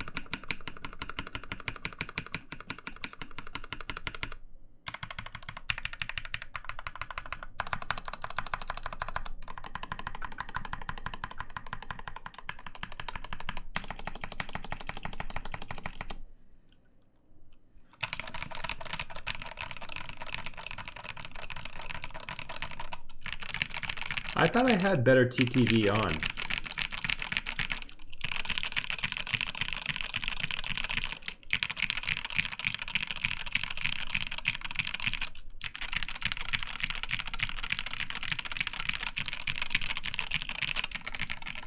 Well, the spacebar is the only one that I actually lubed and filmed. So the spacebar should sound thick. Yeah, the spacebar is the only one that I tuned up. All right. Now hopefully there's a hopefully there's a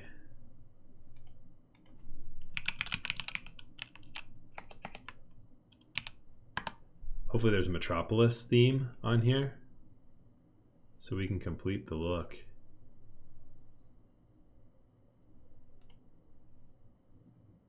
Let's pray.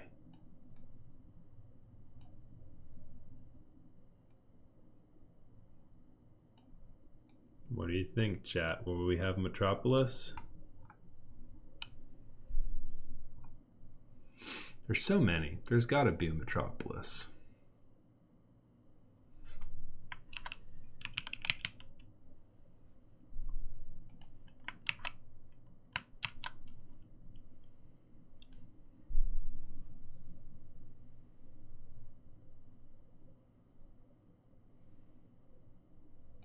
Boom, found it.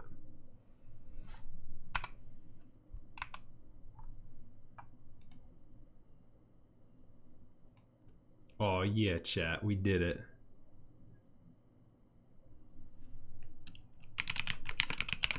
Oh, caps lock's on.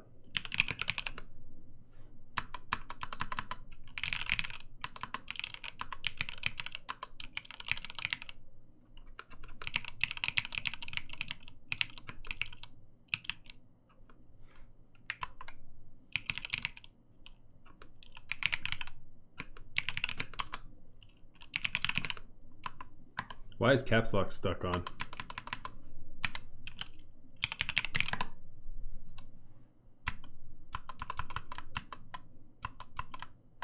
Ah, that's why caps lock is down here.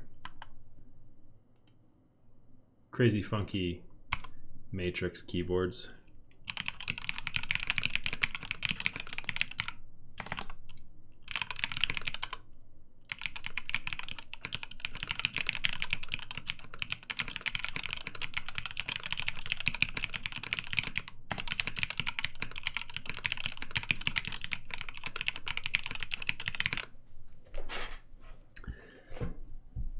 Yeah, we're gonna have to put VI on this one for sure.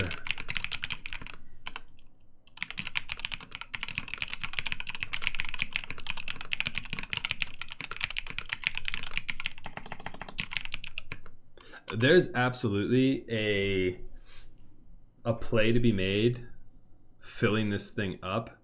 I can already tell this sounds hollow. hollow AF.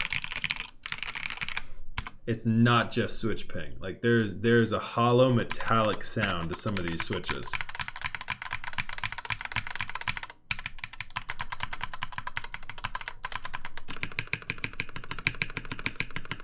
Although that's a lubed switch and that sounds much better.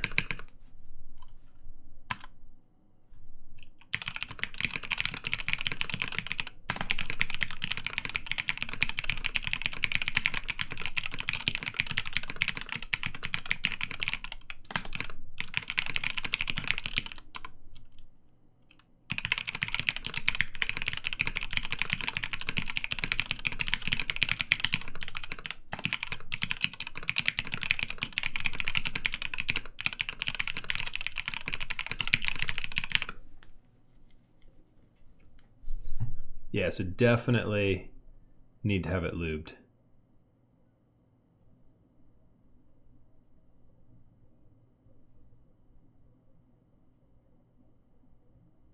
I will say one thing. These, just like any other JWK linear, feel primo. Like from a feel perspective, doesn't make a difference. These are some of the nicest feeling switches still.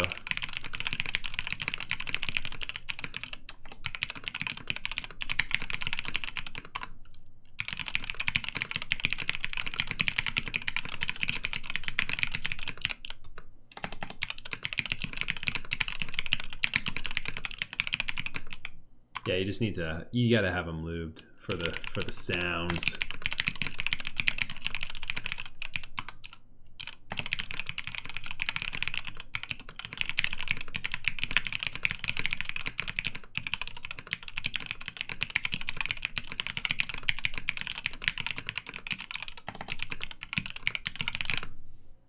It looks so good though.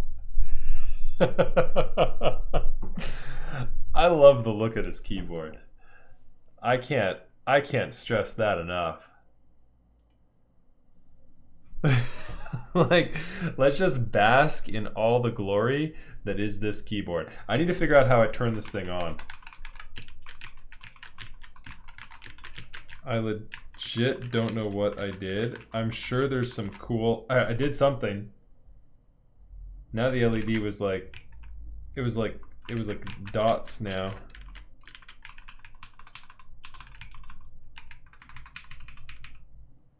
That's doing something.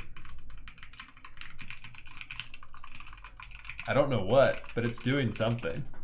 Man, I wish I knew how these damn keyboards worked. I'm telling you, chat, every matrix is always the same. Oh, it's this guy. It's pause.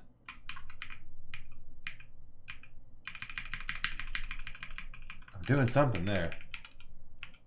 I'm turning things off. Turn that back on. Turn all of them on. They're all green now. Whoa, they're all the same color. What am I doing? The LEDs are so crazy. Yeah, I know on the 1.2 that's how it's done. But yeah, it's all over the place on this one. Crazy. I think it's the pause button, and then it's like some slew of like numro plus like tab and maybe like QWERTY. I don't even know. It's crazy. It's all over the place. All right, so chat. We've got a lot of. You know what I didn't show? Yeffy, you haven't seen this yet. Yeffy, I got one of the mortals in. I'll show this off before we go, chat.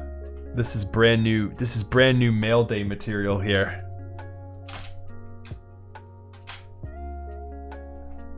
Brand new mail day material here.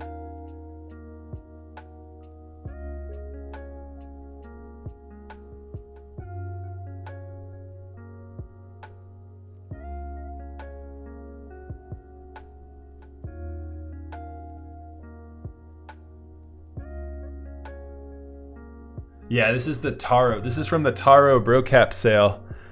We got a Erebus too. Hold on, let me show you guys the Erebus. The Arabai.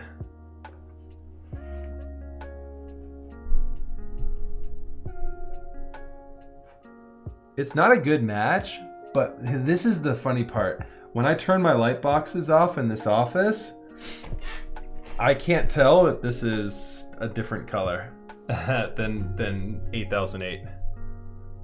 But I love this one too. The Erebus, I think, is my favorite sculpt from Brocaps right now. It's so good. It's just such a smooth, like, the lines on it are just so clean. The hood, I love the hood. And yeah, this is the second Paranoid Eyes Erebus. We've got 2 of those guys now. I love that thing. So I put that one on 8008. I think it looks pretty clean. In the darker light, it looks pretty close. I've got Taro coming too, chat, so don't go all crazy on me. I've got Taro round 2 coming. I just have to wait for the round 2 group buy to get in, and then I can actually stop committing heresy by having a Tarot legend or a Tarot artisan on a 8008 key set. All right, so that was fun. It's a cool build. I really like the look of it. I'm gonna do a couple typing tests on it. I'm gonna do one with the liner, one without the liner. I'm gonna talk to Rich and see what he wants to do, if he wants to lube these things up, maybe after we break them in. Like, maybe we'll do a part 2 on this keyboard build in like 6 months. Maybe he'll want to like break them in, and then we can lube them up, and then it'll sound as good as it looks. It feels dope. It feels and it looks awesome. We got 2 out of 3. 2 out of the 3 requirements have been met. Max, can we raid Gym Leader Nathan? Who's Gym Leader Nathan?